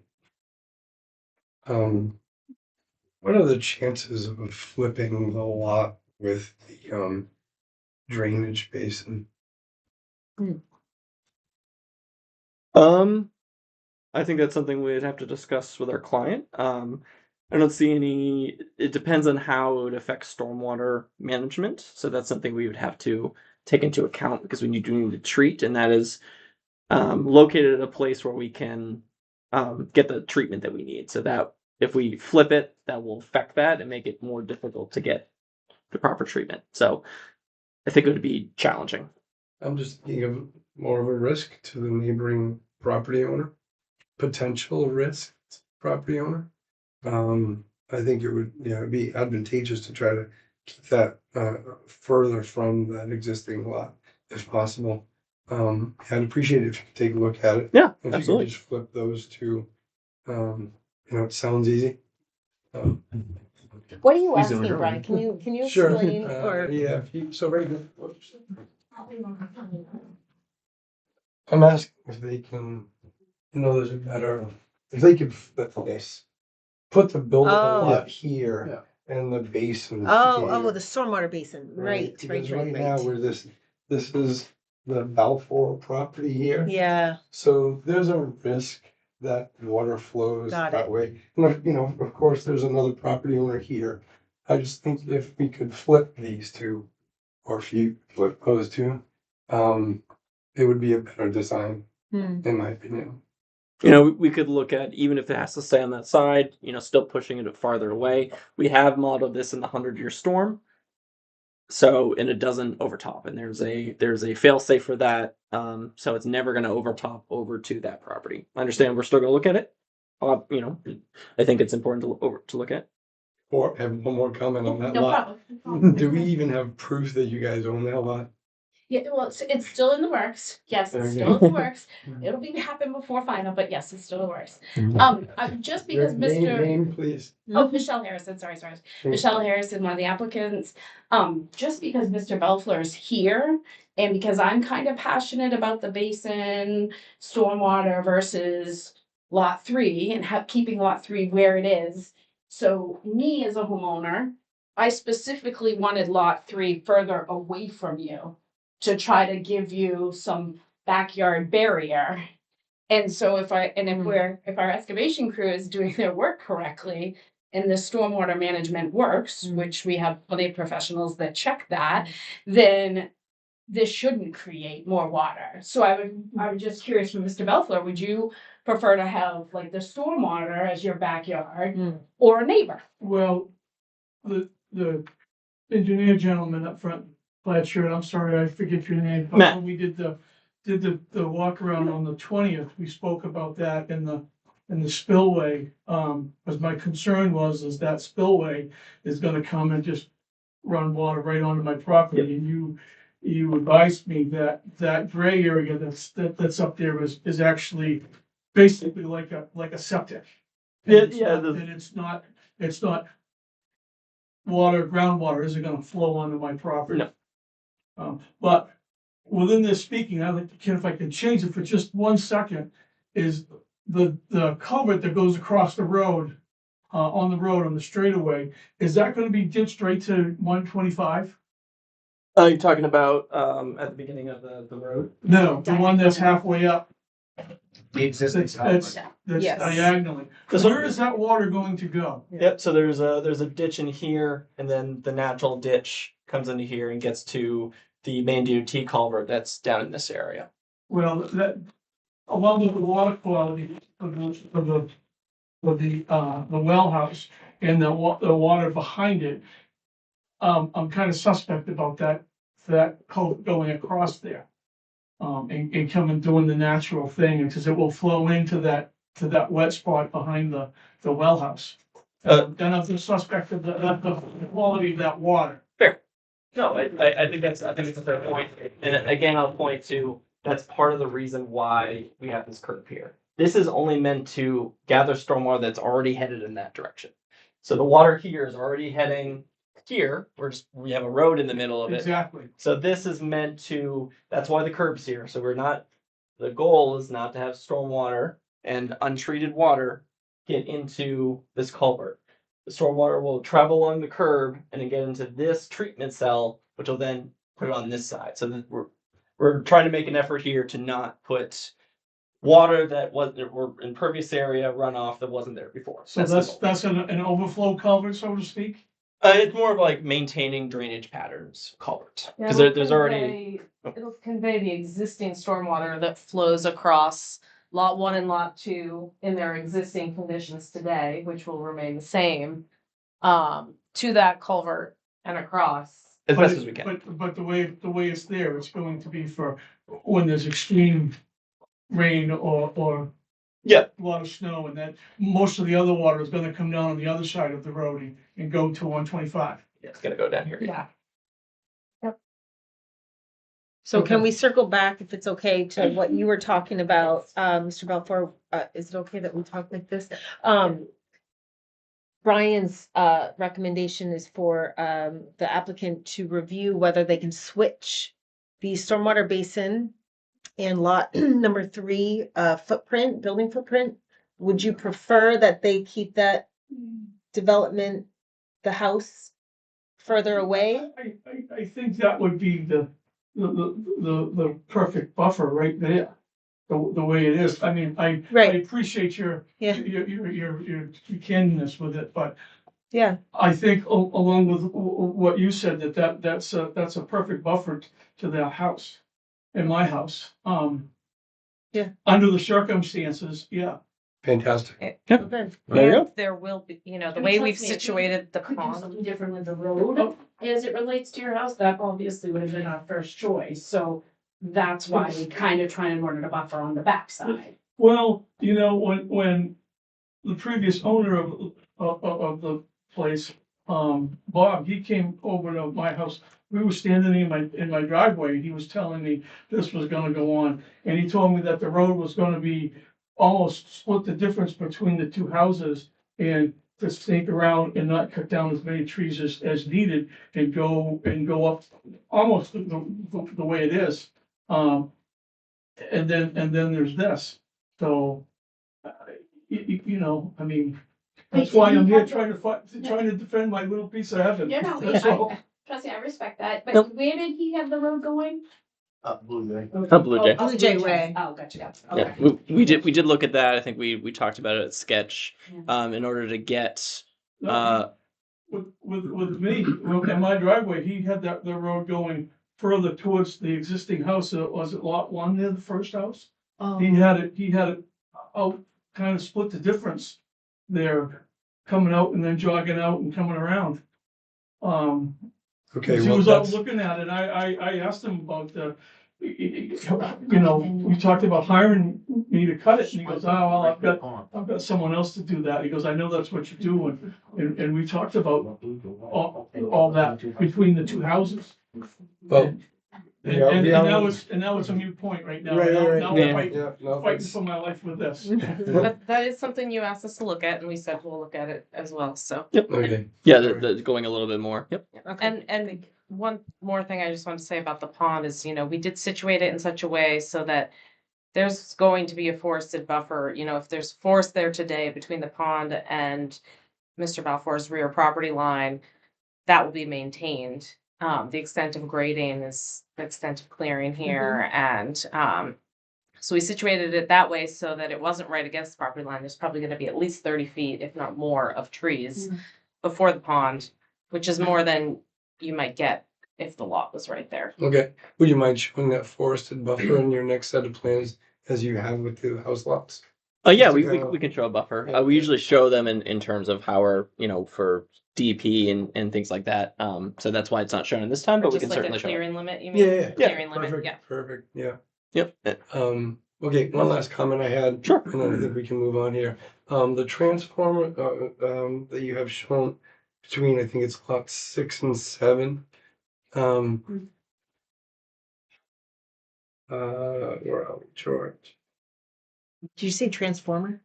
What'd you say? Transformer? No, Over farther. move further down Oh, the yeah, road. it's toward- between 6 and 7, Yeah. right on the road. The other end of the road, George. It's like close to the front. I thought it was back on the, No, it's closer to where we just were. it's over here, right? Somewhere, wasn't it? Where's the Um, transformer? Right. C23, C-2.3. Drawing C-2. Get out of that. Anyway, it's shown on the property of either 6 and 7 or 6. Okay. Any chances On that could be 6. moved to a more neutral location, so it's not on a property line and maybe in the Yeah. right of way, maybe, or Yeah, let's take a look. That's pretty typical right of there. how CMP, keep splitting that there. that's, Yeah, if, right, that's typical of how CMP cites those. So it's within. And it's within typically a there it 10 by is, right 10 there. There it easement is. to CMP. Lower left, there's one Yeah, down so there. it's also within what you're not supposed to clear. Oh, yeah. And it's on the lot. I'm just asking whether or not it can be moved to a neutral location. Yeah, we can certainly take a look. I think like Adrian said, usually that's typical. We usually have an easement, like a CMP easement for that. It just means more clearing of the lot. Yep. Of the natural characteristics of the property. Fair enough. Yeah, we can take a look. Okay, We'll thank take a you. look.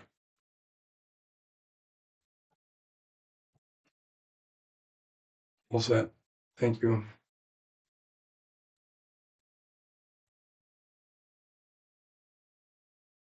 I do have a question. Sure.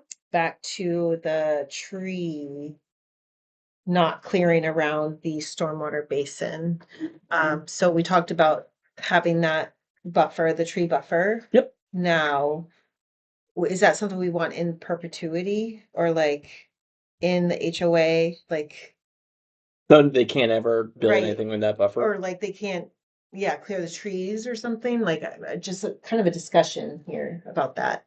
I Because you mean, say, we say, yeah, right now, in a couple years, they won't be cleared, but what about like 5 years down the road or but is like, I guess it is in the open space, and we do show the clearing limit around the basin as it currently is. But I think you just want to like a more clear kind of patch that shows like what that distance is. But we do show the so it's limit, in open space. And but this it's is in a- open space. It's completely open space. Yeah. All of that. Yeah.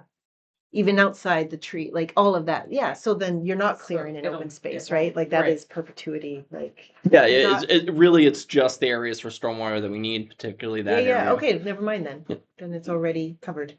Okay, great, thank you. Shows right Yeah, there. there you go.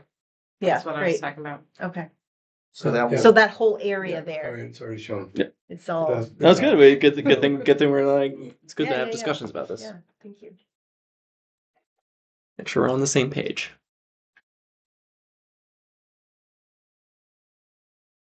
and do look at those final plan requirements for that.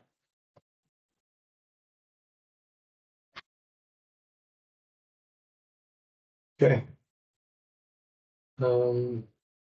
George, where do we proceed next on this? If you consider that the applicant with the discussion tonight will be able to meet the subdivision standards, criterion standards with approval conditions, if you're confident that the project will eventually be able to get approval under findings of fact for all of the different issues, then you could look at the draft preliminary approval conditions, again, going through those. You may come to a conclusion that it can't, but that would be probably your next step, would be to review the draft conditions of approval and see if they address all of these points. And if not, then you can add additional ones. And those are in the packet. Yeah. Okay.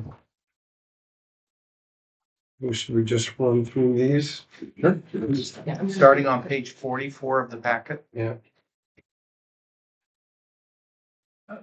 And as we discussed, Brian, to save your voice, I'm more than happy to summarize them. Appreciate that, George. Yeah.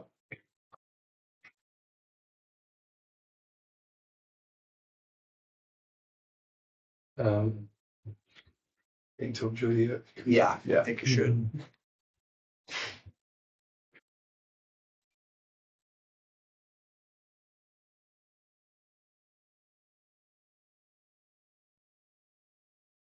Have like a set stop time, usually, or? Midnight. So it'll be the same day.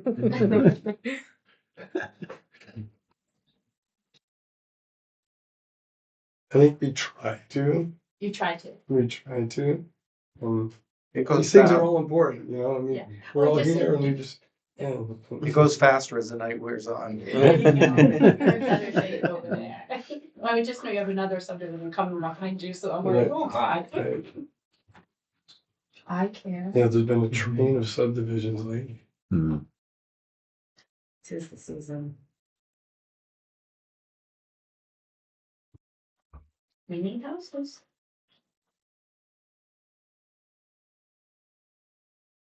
The affordable housing. Yes, true. What's If you could make my engineering a little less expensive, I have a better chance of getting you an affordable house. That's a contract you need to do. with these guys. We need to deal with these guys and their contract. Yeah, I know. I tried. I beat them up, trust me. Mm.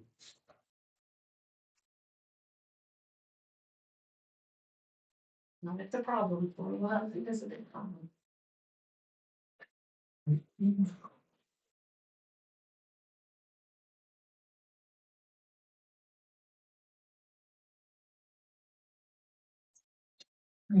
No, I appreciate it. Like we were prepared for the last Wednesday. And that was really good stuff. I think I forgot to put that in my notes. That was good though. I think that's important. So does everybody have the draft conditions of approval before you? Yes. Okay, so, first one, and again, these are all pretty much standard conditions of approval based on the requirements of the ordinance for preliminary and final plan.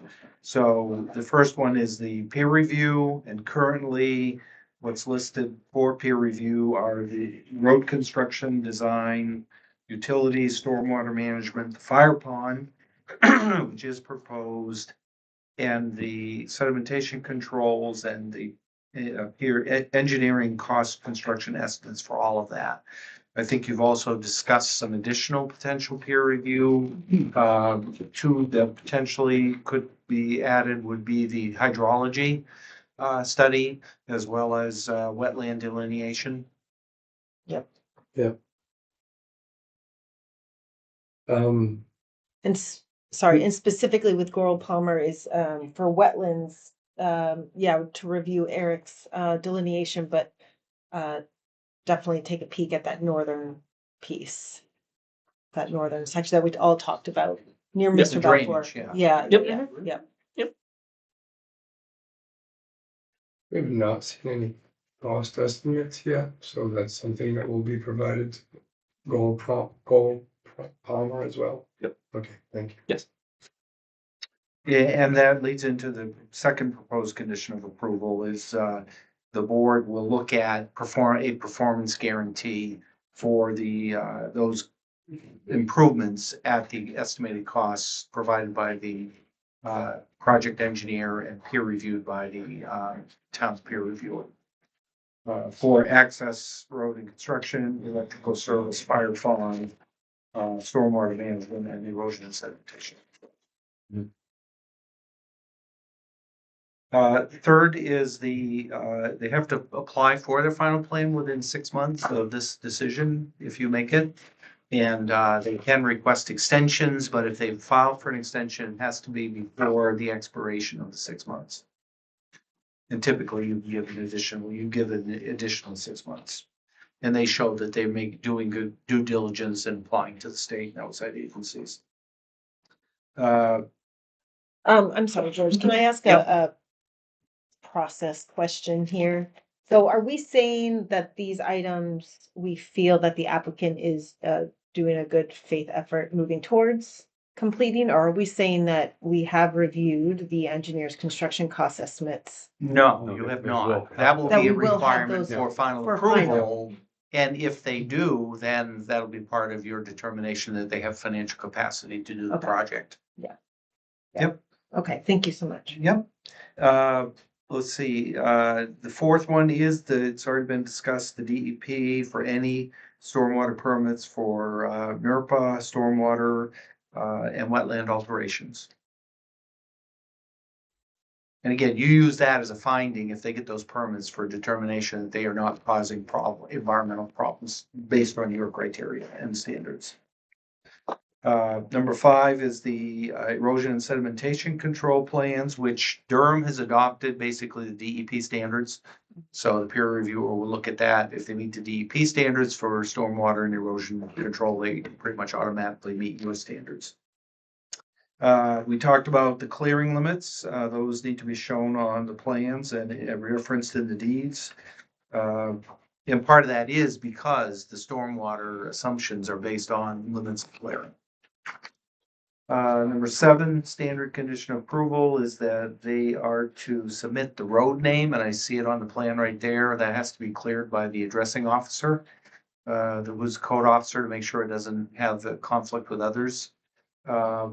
As well as they typically put a numbering patches on the road to help that process.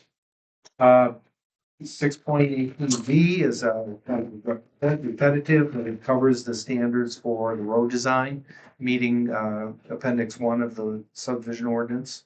9 is the note on the final plan about the clearing limits. And it includes all those areas that need to be looked at. You mentioned the transformer. Well locations also should be considered as part of the clearing limits. 10 again reiterates the cost engineering cost estimate. Number 11 is the DEP stormwater permit issued, and that any easements for any parts of the stormwater system need to be shown on the plans, the final plan. 12 is the homeowners association documents, which the town has provided a set that has been prepared by the town attorney that meets all the ordinance requirements. If they use that template, they're good to go. If they want to vary from that, it's allowable, but the town attorney would have to look at that and make sure it still meets all the requirements of the ordinance, and that would have to be done at the applicant's expense per the ordinance. 13 is the determination from the planning board that their proposed plan does meet the cluster criteria. And then finally, proposed condition of approval number 14 is the issuance or provision of what the applicant proposes as the performance guarantee. And again, with the performance guarantee template provided by the town, if they use that standard format for an irrevocable letter of credit, that's acceptable.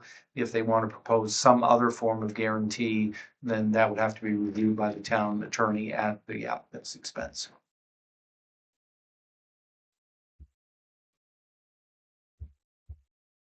Is there anything you would like to add to that?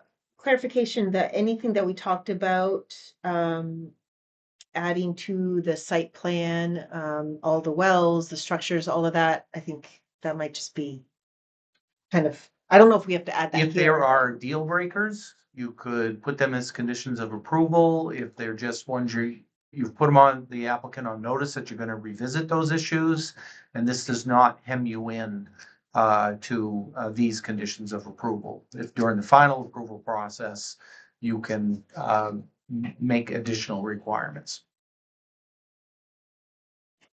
Okay. So should we add any language about the buffer? You can, Yeah, if I think we those are should. deal breakers, you can put them in as conditions of approval, and then they'll be aware of that. I don't like the word deal breaker, but I think I want to add it as a condition of approval. Sounds nicer, yeah. What would we say? That we see some sort of buffer, whether it be vegetative or It should be and fence or both. Right, it should be under item number 6, which is section 617C. Plan assumptions of required buffers shown Yeah, on the there you go. recording panel. Yeah, for- required buffers / fence. Address buffers as discussed at town. Yeah, at the buffer meeting. could be a fence, right, right. Buffers and fencing as discussed at preliminary plan meeting. Is that okay? Yes. Yeah. I agree. Michelle's a question. And again, that doesn't lock either the applicant or you into any final resolution. It Okay. just says that's Right. gonna be discussed Preliminary. and it has to be resolved. And the other, What about the hydrogeologist? Yeah, can it be or instead of and? I thought that was in What, there. Buffers or fencing? well, buffer, I think Well, can again, be a addressing, fence. but right? addressing, having you address buffers and fencing, which Okay. have been discussed, doesn't lock anybody into any solution. Just says that's gonna be reviewed. It just says we're just gonna look Okay. at it. So, okay. Yeah, I just don't want Mr. Butler to think that they're doing trees and. Right. Yeah, there may not be I enough don't want room it to to do miss- both. Yeah, Misguided. right. Whatever you're happy with for the wording, I'll put in. I actually could say just buffering, right? Cause doesn't fence. That's what it does say. Okay, so let's just leave it as buffering. We don't need Okay. to say fence. We could just say buffering. Buffering includes veg, includes fence. So you're saying this is included under number 6. We're not adding a new one? That's Um, 617C, the required okay. buffers shown. Okay, so Yeah, we just like, yeah, we're stating that it's in here already. Yeah. Okay. Yeah. we'll look at it. What about the hydrogeologist thing? You're gonna have that peer reviewed. Yes, but, You add that to one. you what? That's in number Yeah, one. Yeah, you added that to Yeah. number Yeah. 1. Yeah, okay. 1A. Okay, great. are you speaking about the existing culvert? The study that they're gonna do to make sure that Regard. the well isn't going to be impacted negatively Okay. from, yeah. And so- and he's also gonna look down by the well house We as well. will Yeah. brief, Goral Palmer on these specific issues that you want them to look at. Okay, great. Okay.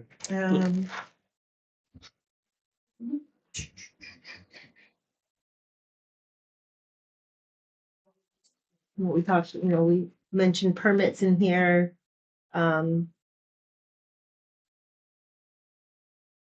Consultation.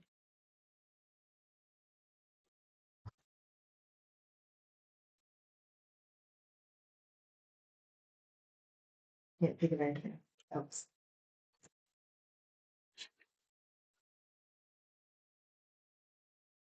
Well said. Yes. And so. I am. I am. Al, I will make a motion awesome. that we grant preliminary subdivision approval for Greystone subdivision as listed with the draft conditions of approval, but will exclude the waiver requests at this time. I'll second that. Alright. All in favor? Okay. Thank you. Thank you very much. Thank you. Yeah. Thank you. Have a good rest of the Mhm. day. Can I have those plans that you Yes. referenced tonight? Yeah, so you have a copy.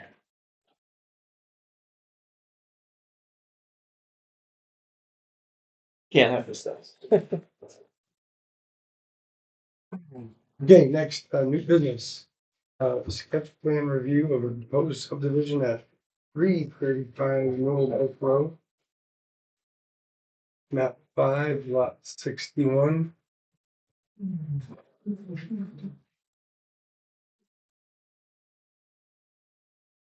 George, if you'd like to walk us through some comments. Mr. Chairman, I'd be happy to.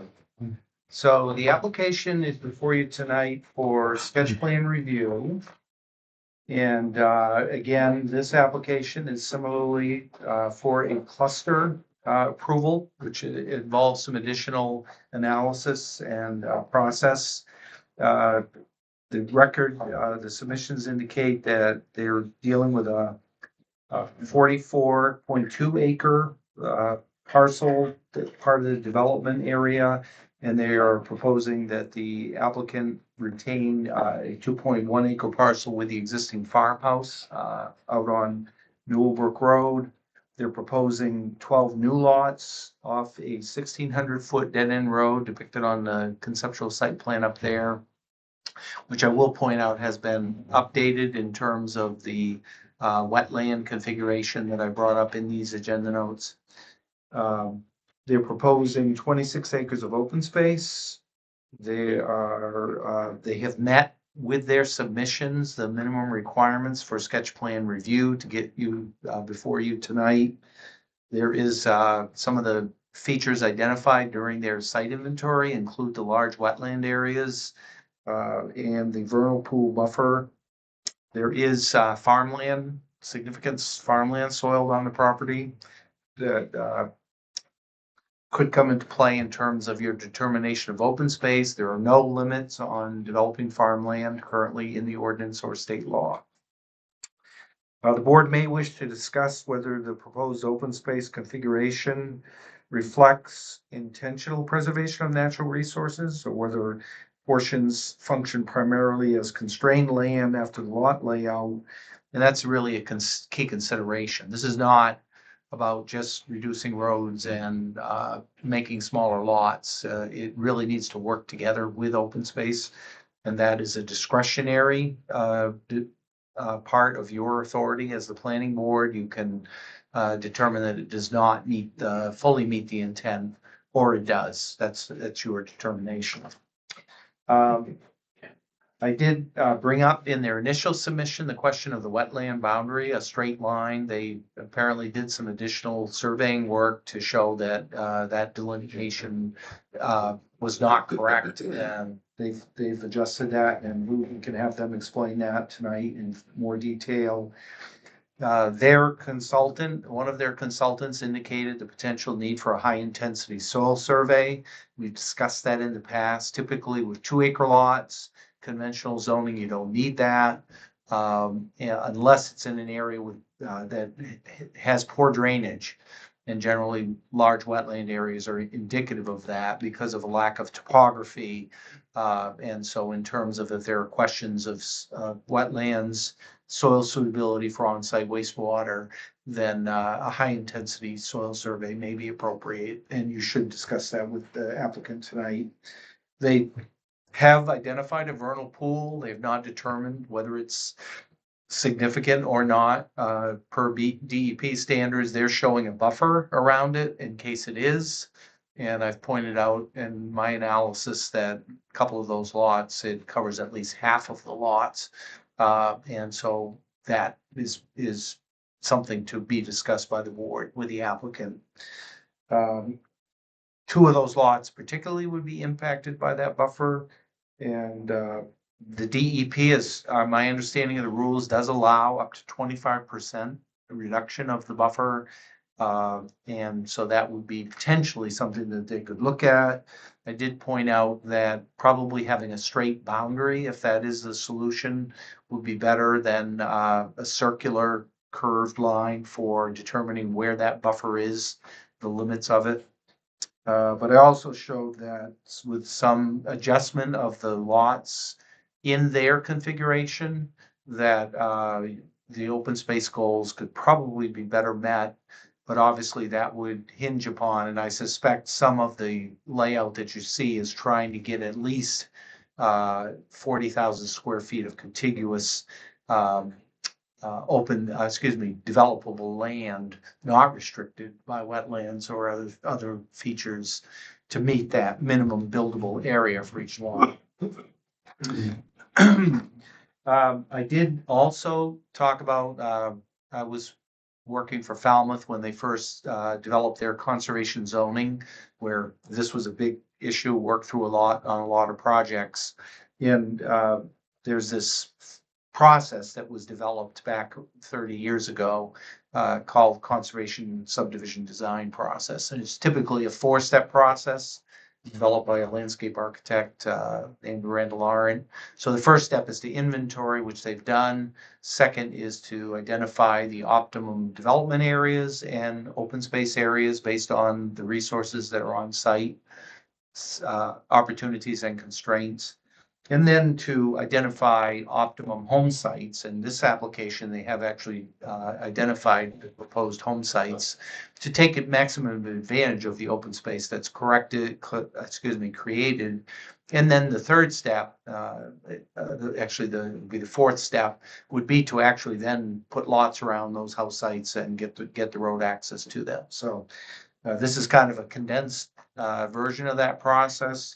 And I did show in just doing a quick analysis, I'm not a landscape architect, I'm not an engineer, but just showing how either a landscape architect or an engineering firm can do more detailed analysis in trying to have the open space as contiguous as possible.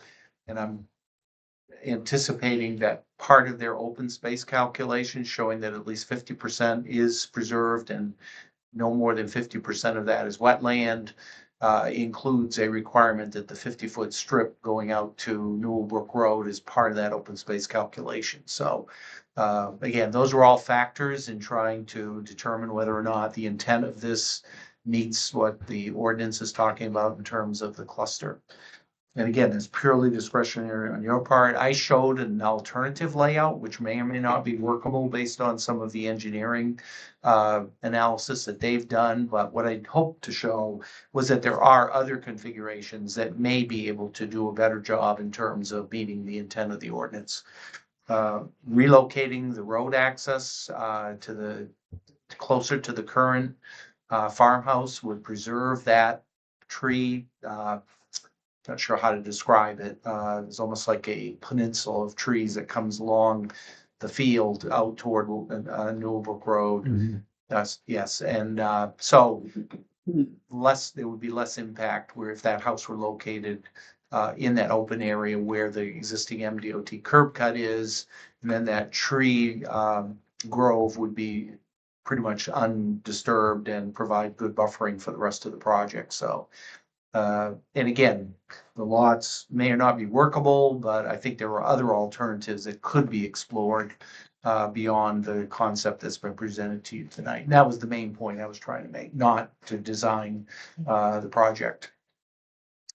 So as far as the, and then one of the things I did point out is that the more, even though the farm soils are going to be cut up into these house lots under either scenario, there is a large unbroken forested habitat block.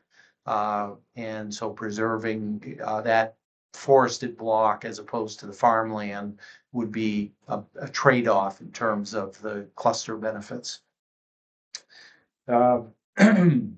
As far as the process that we're going through with sketch plan review, as stated in the ordinance, and my notes is that the intent is to try to work through some of these general ideas and get everybody on the same page in terms of moving forward with what the ordinance requirements are going to be.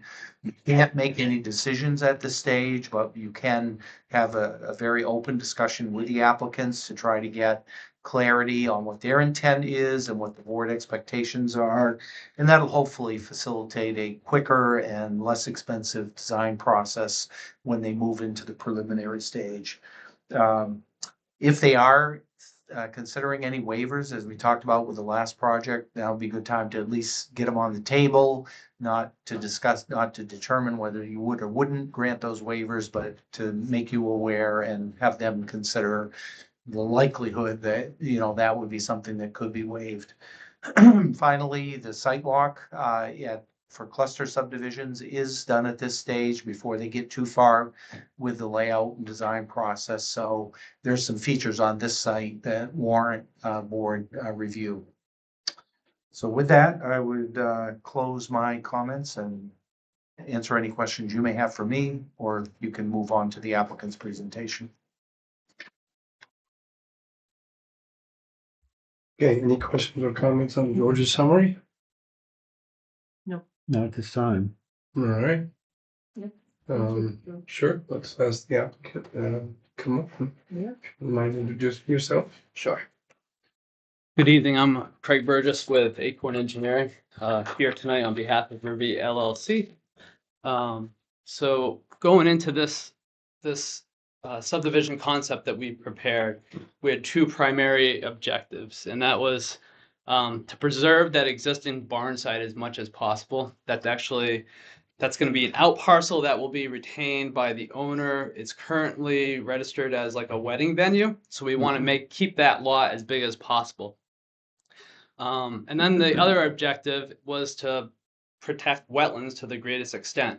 And we did exactly that with this subdivision layout. So the way that we design this is to do our best to completely avoid wetland impact or minimize it. This subdivision layout completely will avoid all wetland impact, even with the lot development. I don't see that much nowadays in Maine, so I'm proud of how it turned out. And it also, as it goes up to the north side of this, it starts to go along like a ridge line. So the roadway will actually be built in generally the area of the high point on the parcel. The wetlands on the north side can continue to drain north, and it eventually works its way over to Newell Brook. The wetlands on the south side drain south. So we're not really breaking up the wetland connectivity very much with the roadway. And so that was ideal for us, is to really preserve the natural features on the site to minimize the overall disturbance. So this is roughly a 1,600 foot long roadway serving 12 lots. I think we're fairly efficient with how we designed it. The other layout option that George presented involved about another 800 feet or so of roadway. So this option definitely provides overall less infrastructure. The 12 lots will all be served by individual subsurface wastewater disposal systems. Test pits will be completed on each lot to show that there is septic suitability. Each lot will also be served by an individual well. I went ahead and I looked at the main database for the wells. All the wells around this area have a pretty good yield. The site entry location, that's actually, the applicant went ahead in the past, and there's already actually a Maine DOT driveway permit. So there's suitable site distances at that location. We will reach out to Maine DOT just to inform them that this will be a 12 lot subdivision. So that's one of the due diligence things that we'll need to do moving forward. If the planning board is in general agreement with this layout, is that we would reach out to Maine DOT to have them review the entry. They will check site distances when they're out there. When I did a site visit earlier in the fall, I checked site distances, and it does exceed town standards at that location. The way that the open space was designed was in a way to preserve that big wetland out back. The 50-foot strip on the south side, it was more intended, it wasn't intended to really pick up that open space. It was really just to make sure that this remains a 12 lot subdivision, and that the adjacent owner really can't use that frontage for additional lots in the future. So it was included as part of the open space. As it's shown here, the wetlands are roughly 46% of that open space. I did have a chance to look at George's comments, and we're in general agreement that there could be some changes to the lot lines to better preserve the non-significant vernal pool and that other wetland area to the south. So the applicant is open to shifting those lot lines a little bit on the south side to make the open space just a little bit bigger. That would mean that the overall wetland percentage within the open space will go down, and I think that better meets the ordinance requirements for open space and creating usable areas, more functional areas for the overall subdivision. This project will not require a Maine DEP stormwater law like the other subdivision that you just saw. It's because less than 1 acre of new impervious area will be created, approximately 0.92 acres for the development of the roadway only. The developer, once the roadway infrastructure is in place, he will sell those lots to the general public. So the way Maine DEP works, the way that the rules are written, is if you sell those lots off to the general public, you then don't have to count the lot development area as part of that calculation. So moving forward, what we plan to do once we get into the HydroCAD stormwater modeling, we will set overall development limits on the lot to ensure that our model is accurate to what will actually be built out there. But there is an exemption through Maine DEP for single family lots so that that lot development area doesn't count towards the impervious area total. So we are proposing to meet the basic standard, so that's the erosion control standard through Maine DEP.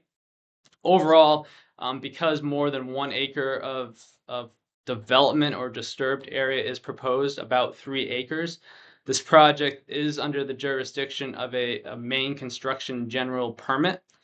So how Maine DEP, those rules have changed a little bit over the last year. They no longer require a stormwater permit by rule. Now the way it works is when a contractor is on board to construct the roadway, you file the notice of intent for the Maine construction general permit prior to construction.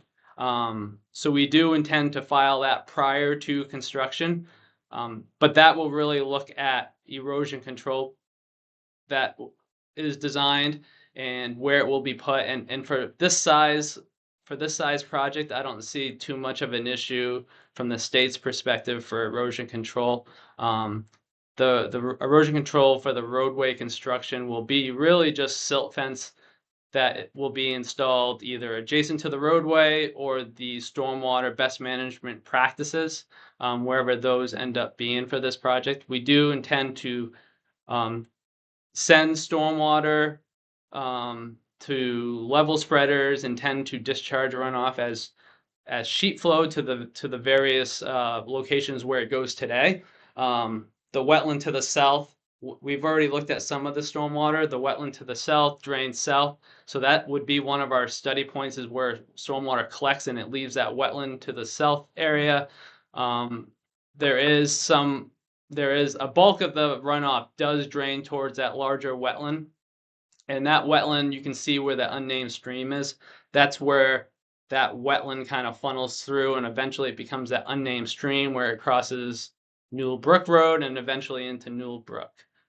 So with the preliminary subdivision plan that we do plan on moving forward shortly after the site walk in this meeting, it will include a full stormwater management report that looks at the different study points where runoff concentrates to make sure that runoff from the roadway and the lots, we will include the lots as part of our stormwater analysis, that the peak rates of runoff do not increase at those study points. One of my comments for the board was whether or not you're going to require a hydrogeology assessment as part of this project. George just discussed the potential need for a high intensity soil survey. I know that that was something that was listed in my cover letter saying that it would be provided, but I'd like to have that discussion whether or not it's actually going to be required by the board. These are larger lots, around 40,000 or 45,000 or more. There will be test pits, multiple test pits done on each lot to look for septic suitability. So there will be an abundance of soil information collected just for doing 2 test pits on each one of these lots. As far as the turnaround design, one of the iterations we had was the hammerhead flipped in the opposite direction. We moved it, we mirrored that to the other side so that the turnaround area is not affected by the driveways in any way. The placement of the homes, you'll notice that all the placement of the homes could be easily done without impacting the wetland. I think that there's a couple close areas up in the top one. That one gets a little bit close, but there's still a good 40 feet, 30 to 40 foot buffer around that house. In those type of areas, the intention would be that we'll identify on the plans that the lot clearing will not extend into the wetland, and there will be notes on the plan that would prohibit any wetland fill on those lots. The intent is no wetland fill on the lots whatsoever, and that will be made clear to the homeowners. how I've seen that done on other projects where there's an abundance of wetland is the placement of signs along the wetland edge, where in areas where the home may be close or the lawn could potentially encroach within that wetland. So there could be signage placed along that wetland edge. Also identifying it as like a no disturb, like wooded buffer area on the subdivision plan, so that the homeowners, when they get a copy of that subdivision plan, it's very clear where the wooded buffers to remain undisturbed are on this site, but the intention is to not impact the wetlands at all. And again, there will be no true wetland culvert crossing just because of the way that the wetlands drain.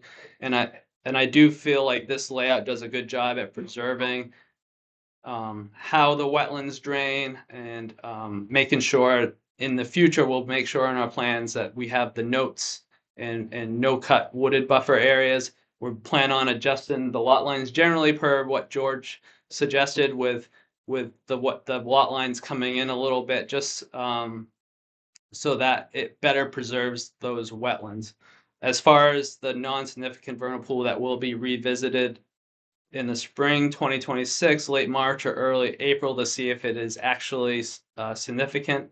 But the intent would be that at a minimum, that wetland buffer would be impacted no more than 25%,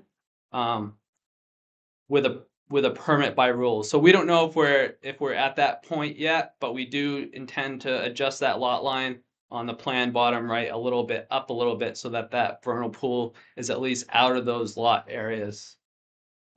And the reason for the discrepancy with the original plan that we submitted was when the wetland delineator, Alex Finnemore, went out there, what he did is he pulled up the available tax map parcel data, and he used that. And that parcel data was a straight line that was actually about 50 feet to the south. So when he used that line, the wetland didn't extend all the way to that northerly property line limit. And then when we presented it initially, we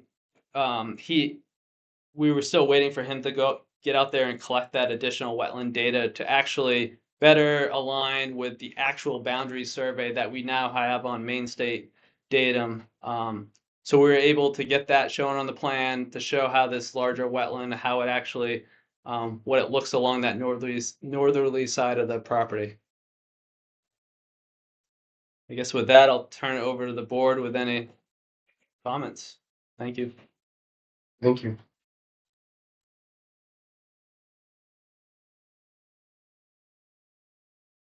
Right? Any comments, questions? Nothing yet. Alan?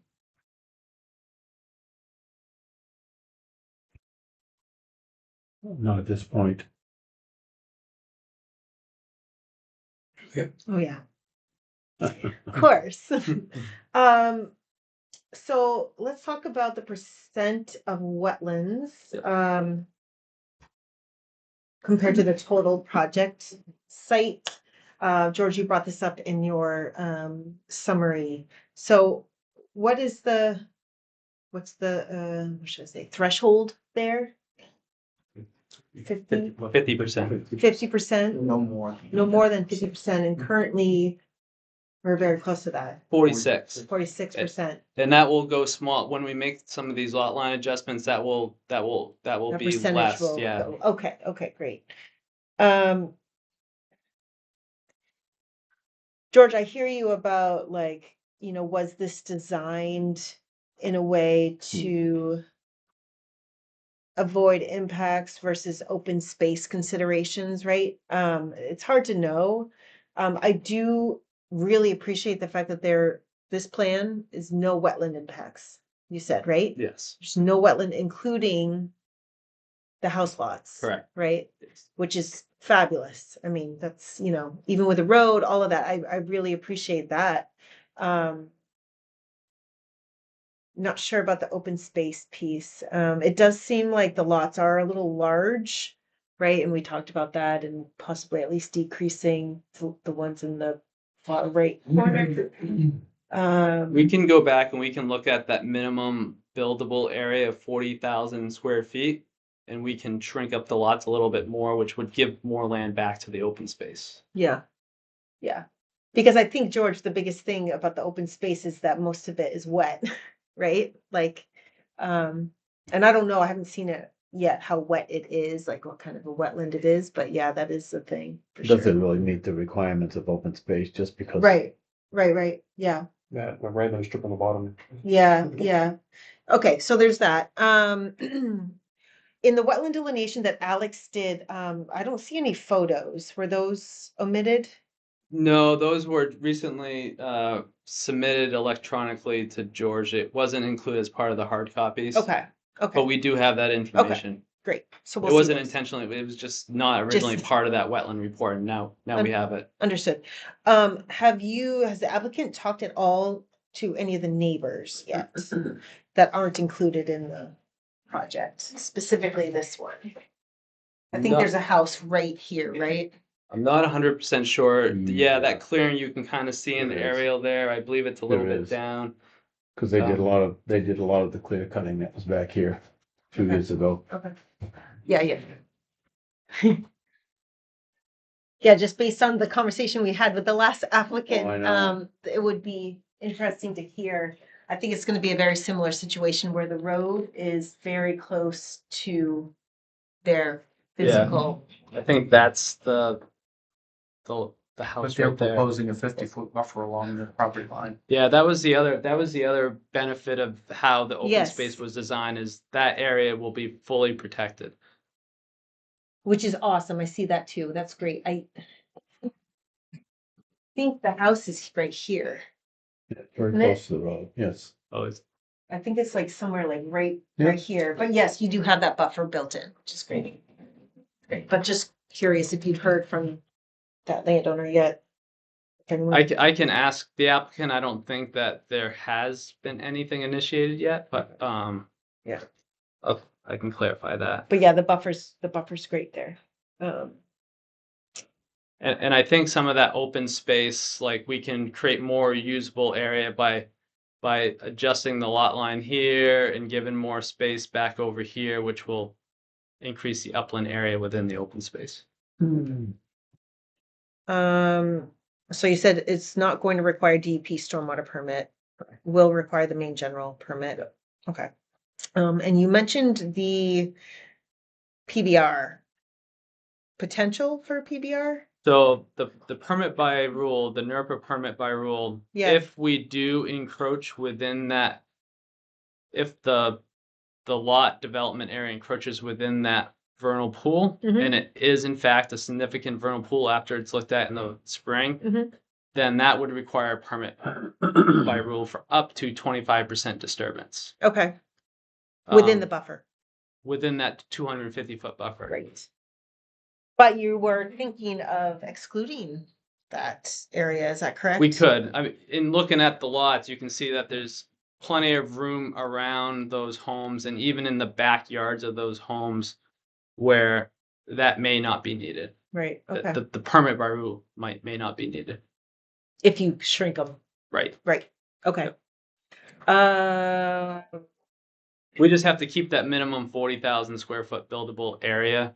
And then we could also just, the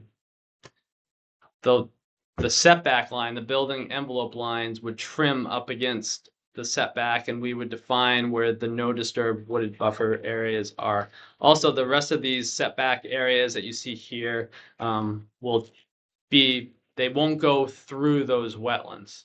So we will be intentional with where the building footprints or where the building envelopes are located, and those will not be through those wetland areas. And we're going to make it clear that there's no wetland impact on the lots.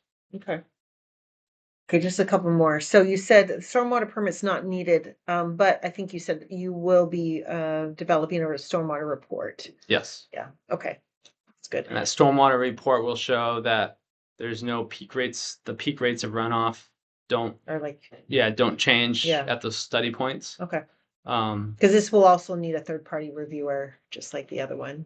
not through DEP. That would be Sorry, through through Coral the- Palmer. yes, Yeah. So they'll want to look at that. Does the town initiate that peer review? How does that work? What you do is submit your final plan application, and we encourage you to send that right to Goral Palmer Okay. so that it expedites it. Do you know who at Goral Palmer is the contact? We can get to that. Okay. And then you mentioned the high intensity survey. Did someone recommend that or? No, it was put in there, but typically it's more important when so with a subsurface wastewater disposal system, you go down to a 20,000 square foot lot in Maine. Mhm. That's the rule. We have 45,000 square feet or more for each of these lots. Mhm. There will be an abundance of soil information collected by Alex as part of the septic design. Mhm. So we will know that if there's septic suitability on each of the lots.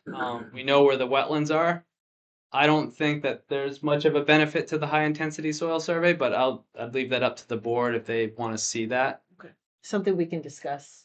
Yeah, and I think one thing you can do is look at what those soil the tests show. If Yeah. it's really high water table, then that would be indicative. That would be, On the other hand, if you got 2 feet to the groundwater, then probably not. Yeah, okay. In the upland areas, the available medium intensity county soil survey indicates that there's sandy loam on site, which would be a good draining soil. And that's generally where the roadway is. It's where the wetlands are, which we know are poor soils in that direction that we're trying to stay away from. Okay. Is there a lot of grading needed for the road? We haven't got into that yet. Okay. So the site, I know that you don't have contours on this plan, so Right. that's when the board goes out there, you'll see that it's generally flat. Okay. There are no steep slopes at all on the site. There's no gullies or ravines or anything of that. Okay. So the intent would be that I'm going to design this roadway so that it generally follows the contour of the land. Mm. And the way I do that is design the road to, after the contractor goes in there and grubs about 4 to 6 inches off the land, off the existing ground. I want that roadway ideally to be 2 feet above that. So it just hovers right above the existing ground without any major cut or fill. All right, last question from me right now is fire, and I apologize if you talked about that already. No, I have not. So the homes will be sprinkled. So Okay, the wells will serve the fire safety system for each of the homes. okay, And I think that's the preferred method here in Durham by the fire department, to have sprinkler systems within the homes. So Okay. there will be no cistern system or wet pond or anything of that nature for fire protection. Okay. And then we'll coordinate also with the fire department on that hammerhead turnaround. The way it's shown on this plan is each dog leg is 50 feet long. That's like a conventional design for a hammerhead turnaround. So we don't see any issues with that. You might not know this yet, but what size house are we talking here? Are these like, the big 3 floors? I don't even know. I what think size these will be like your standard ranches and colonials around Okay, 1,800, 2,000, 1,600 to 2,000 square feet, Okay. maybe. okay. As part of our preliminary application, I can. I better was just curious, like, what kind of subdivision this would be. Yeah, this won't be an affordable housing or workforce housing. This will be a like standard market Okay. development. Yep. Okay, thank you so much.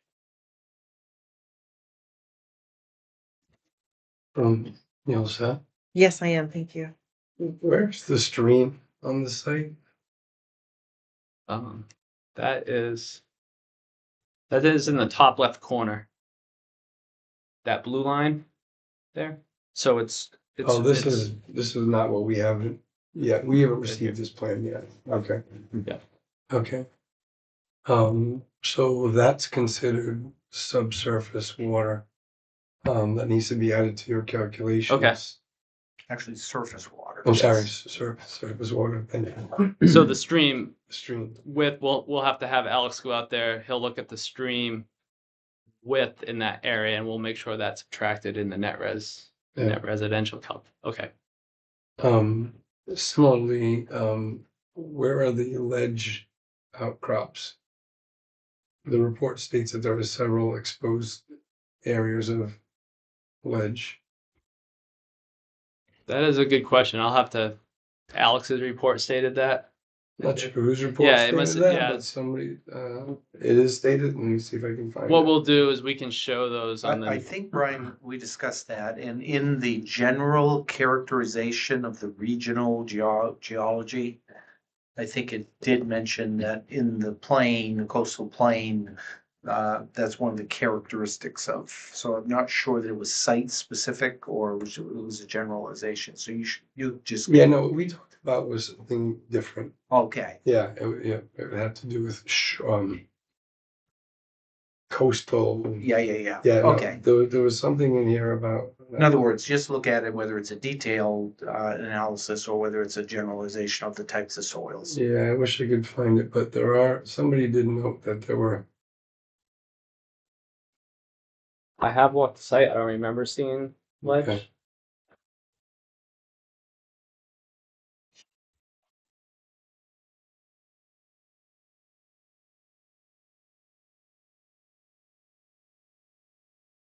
While you're looking into that, sorry, Brian. It's a whole nother, never mind, whole nother topic.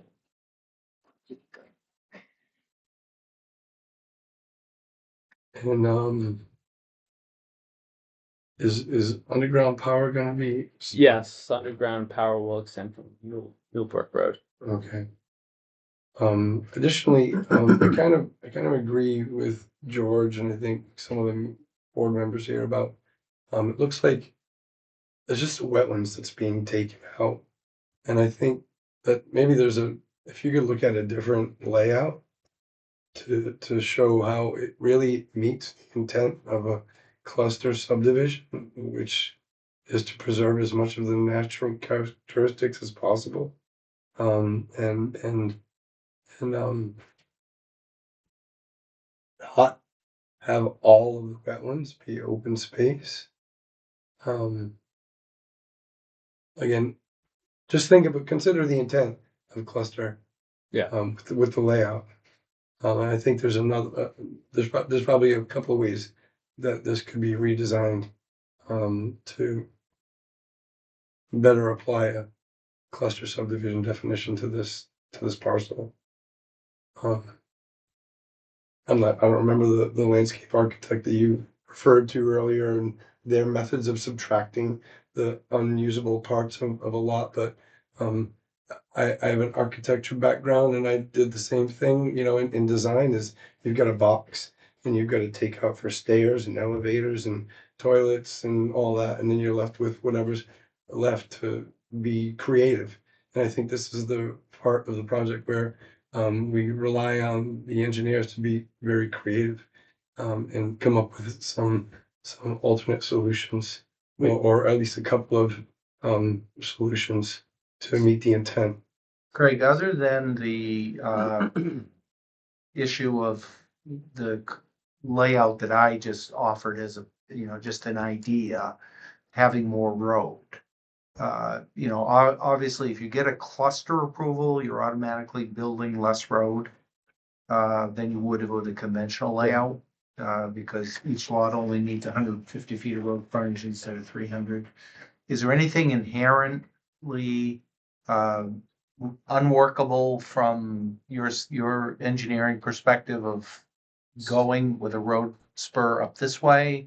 I mean, this is pretty much the same layout that you had, a little bit shorter on this end, but just to access this area here and have this be a lot. Is there anything in terms of topography or? Yeah, so wetlands right there with the left of your Okay, so cursor. this shows the lot wetland. 13 would propose. Right, but those plenty of land outside of the wetlands.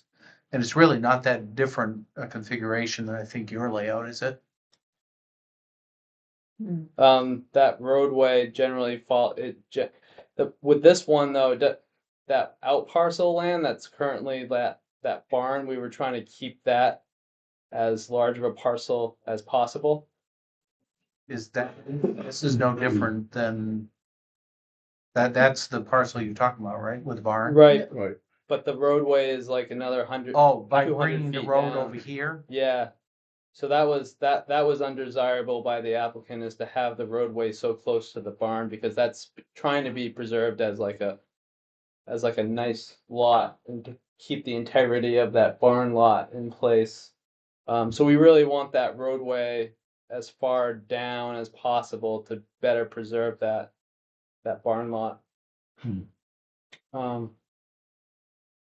The prior owner had a wedding venue that was using pretty much this whole field area.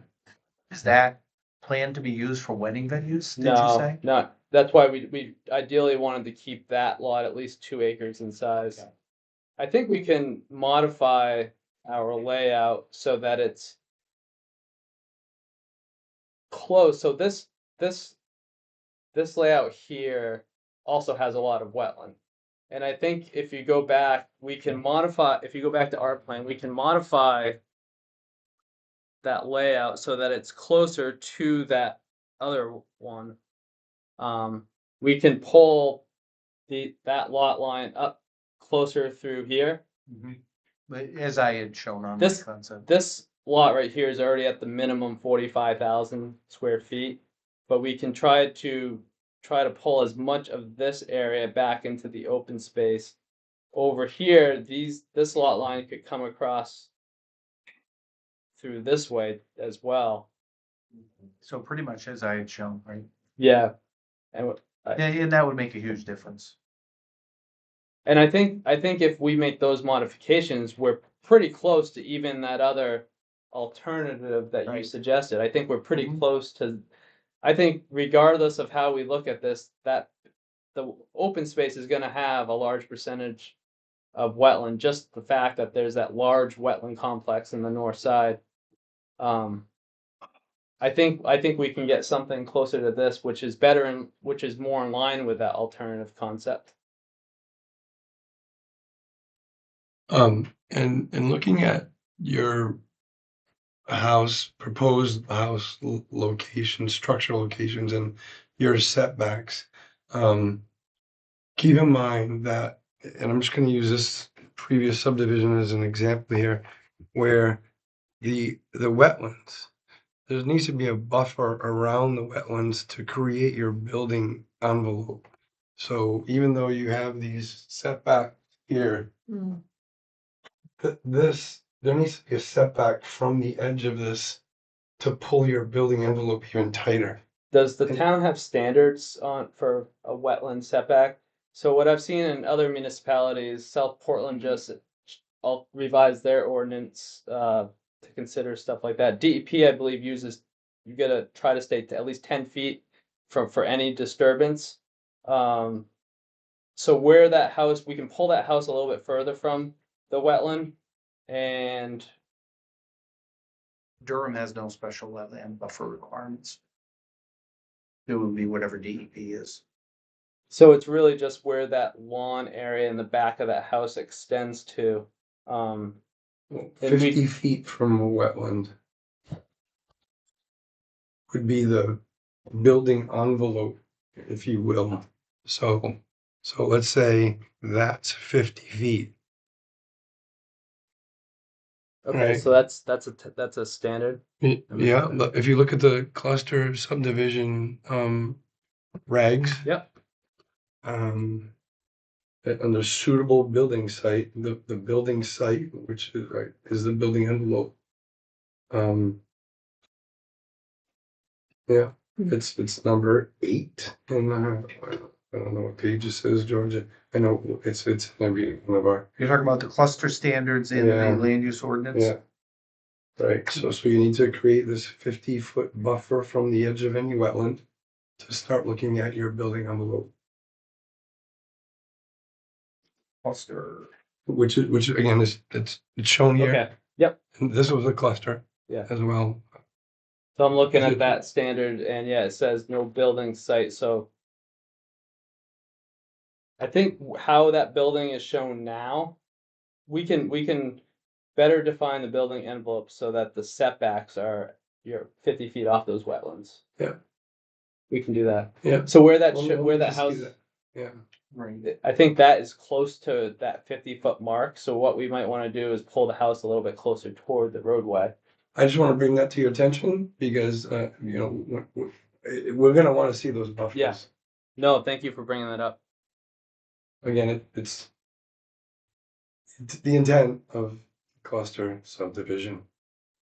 And maintaining as much of the natural characteristics as possible.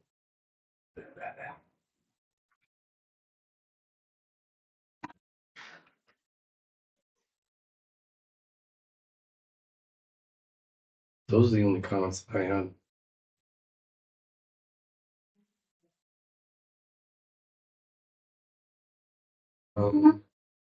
Okay. Sidewalk? Yeah. Actually, sorry, you talked about this, the straight line of this wetland, that was because something, I can't remember. They use the property map and stuff. They to used the survey. property, okay. So Yeah. he's gonna go back out when he goes back. He's already got. He's already. Yeah, been- Oh, it's already, Yeah. oh, okay. We don't have this in our package, but. Oh, it's like- okay, okay. Came in the day of the meeting. Okay. Right there, you see that. Oh, that was the way it was. Right, And, is it the, this is the way it is now, up there, Juliet. okay, so where is this? What is this? This is the revised, based on the survey, the wetland. is That the- we don't have yet. We Right. don't have yet. You Right. have. Okay, got it. Got it. Thank you so much. Yeah. Okay. And that's an unnamed stream, huh? That flows right into Newell, I believe, right? Yeah, it crosses Newell Brook Road and then Newell Brook kind of swings around. Yes. It's a tributary. Yeah. Yeah, but it's unnamed, I guess. Like it's not on the topo map. Okay, great. Okay, sidewalk. Yes, sidewalk.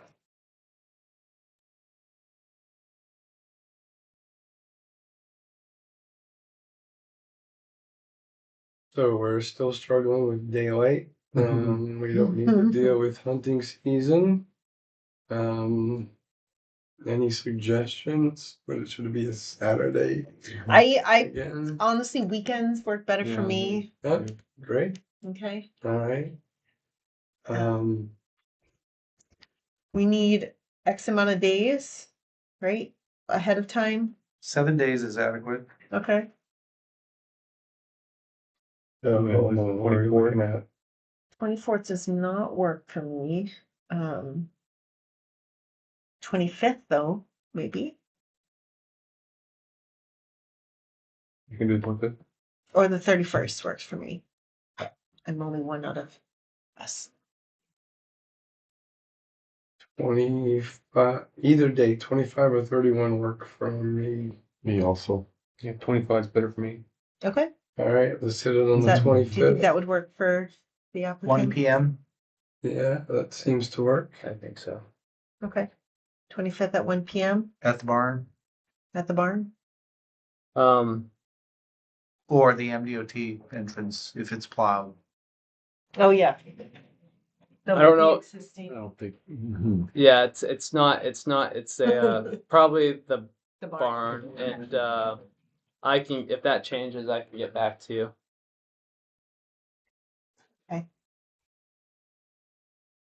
If you could flag the center line of the road, that would be helpful probably. Yeah, Oh, yeah. that's a good point. Do you think you can have that flagged? Yes. Well. We it's keep proposed, changing it may move, right? But we Yeah, can but it work would be around. good to understand where Just give you some frame of reference. exactly. Yeah. Yeah, that would be appreciated. Yeah, that's typically what we've done at the past few walkthroughs and it works really well to get our boundaries, right? Another option too is if nowadays you can load this onto like an iPad or something like tablet, and you can actually have the whole thing as you walk, know exactly where you are on site. So oftentimes I bring something like that so that when we're, say we end up in the wetland, we know exactly where we are on the site. Yeah, it would be helpful if you could bring printed copies of the map. Sure. They don't have to be huge. They can be small, but Yeah, I can bring something similar to this. Yeah, 11 by 17. and yeah, then- yeah. Yeah. Yep.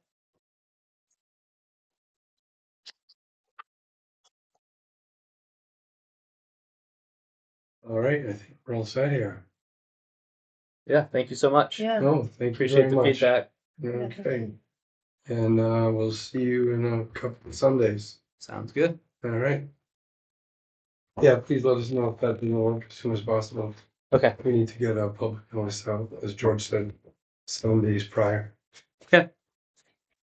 I can, if it doesn't work, I can let George know tomorrow. Perfect. Thank you. Thank you. Okay, you want to talk about next Yeah, meeting? yeah, please. So the next meeting is proposed currently for February 4th. I think we'll be at a work conference. But I would really like to be here.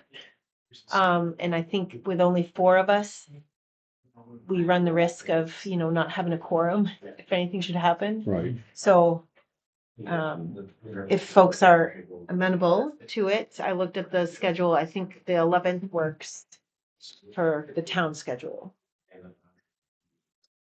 I will be in Florida. Oh, shoot. Fly out the next day. Well, we're gonna do it in Florida then.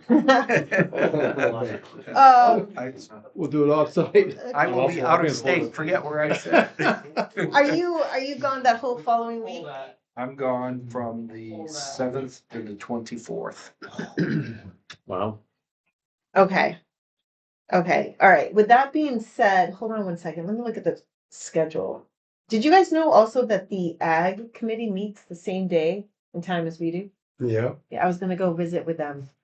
Yeah. But anywho, let me look at Is there any this. possibility of doing it on the 5th, Thursday? Well, I don't know what your, yeah, I'm gone that day too. Oh, okay. But I don't want to make it like about me. We need George. We absolutely need George. So I am fine with having to skip this one. That's absolutely fine. What about the 3rd? Yeah, I was just gonna say, what about the 3rd? There's nothing on the calendar for the 3rd or the 2nd. No, I can't do the 2nd. It's my daughter's birthday. The 3rd. Fine. It's also an issue if this room is available. third, Select board would not be meeting on the 3rd, but it may or may not be taken by some other meeting. So Okay. we'll have to clear that. Okay. So you want to try for the 3rd? Could we try for the 3rd? Alan? Yeah. You okay? So Yeah, either that's sure. 3rd or 4th, right? Yes, if the 3rd doesn't work, 4th is fine. I just won't be here. Yep. Okay, great. Thank you so much. No, we want you here. The 3rd. I'd like to be here. Especially the 3rd. Yeah. And George, you'll let us know, I guess? Yep. I appreciate that.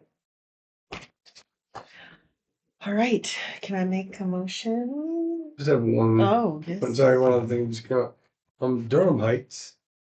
Nothing's come before since then. And they're clearing the road right now. That's it's not a violation. They're basically tree harvesting if you wanna, yeah. someone wants to challenge it. Yeah. Okay. And I know that they originally had said when we were on a site walk, they wanted it's dangerous parking on the side of the road there. I mean, it's deep ravine, we walked it. Yeah. Yeah.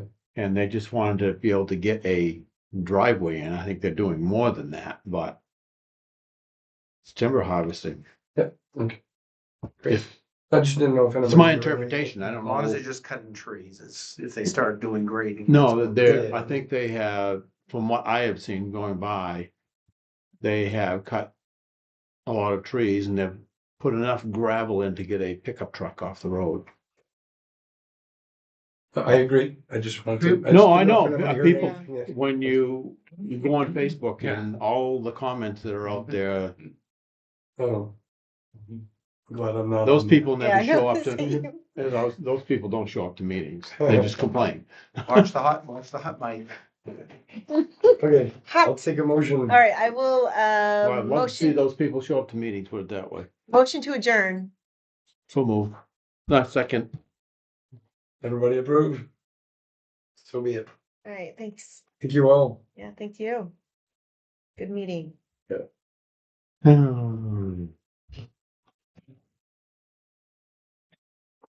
Sorry to keep everybody so, I don't know why I'm apologizing, but what it is. Don't apologize. New Year's resolution, stop saying sorry. Did we ever post the sidewalk summary for that one? Sorry? I know we like saw the preliminary one, you ever post that Yeah. sidewalk summary? It is. Okay. Yeah. On Facebook too. Pull that up. What, George? Yeah, that all comes out. Oh, well, you have to do that every time? Always looking for volunteers. Wow. No, I don't mind.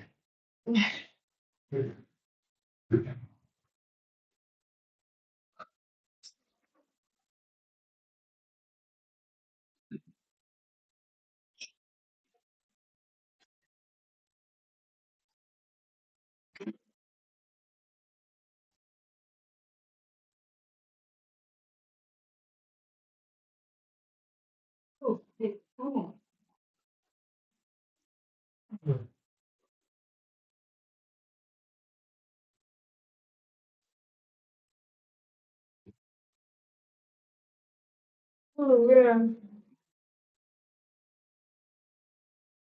Oh, shoot. This is mine.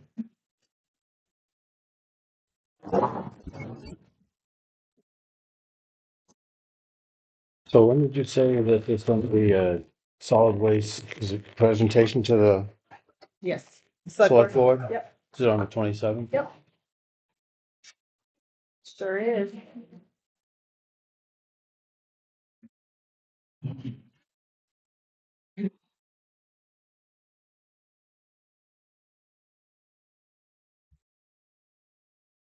Oh, Yeah, when we went out, just noticed. Yesterday. right. Good job. Yeah, good job. Yeah, Thanks for thank you. being here.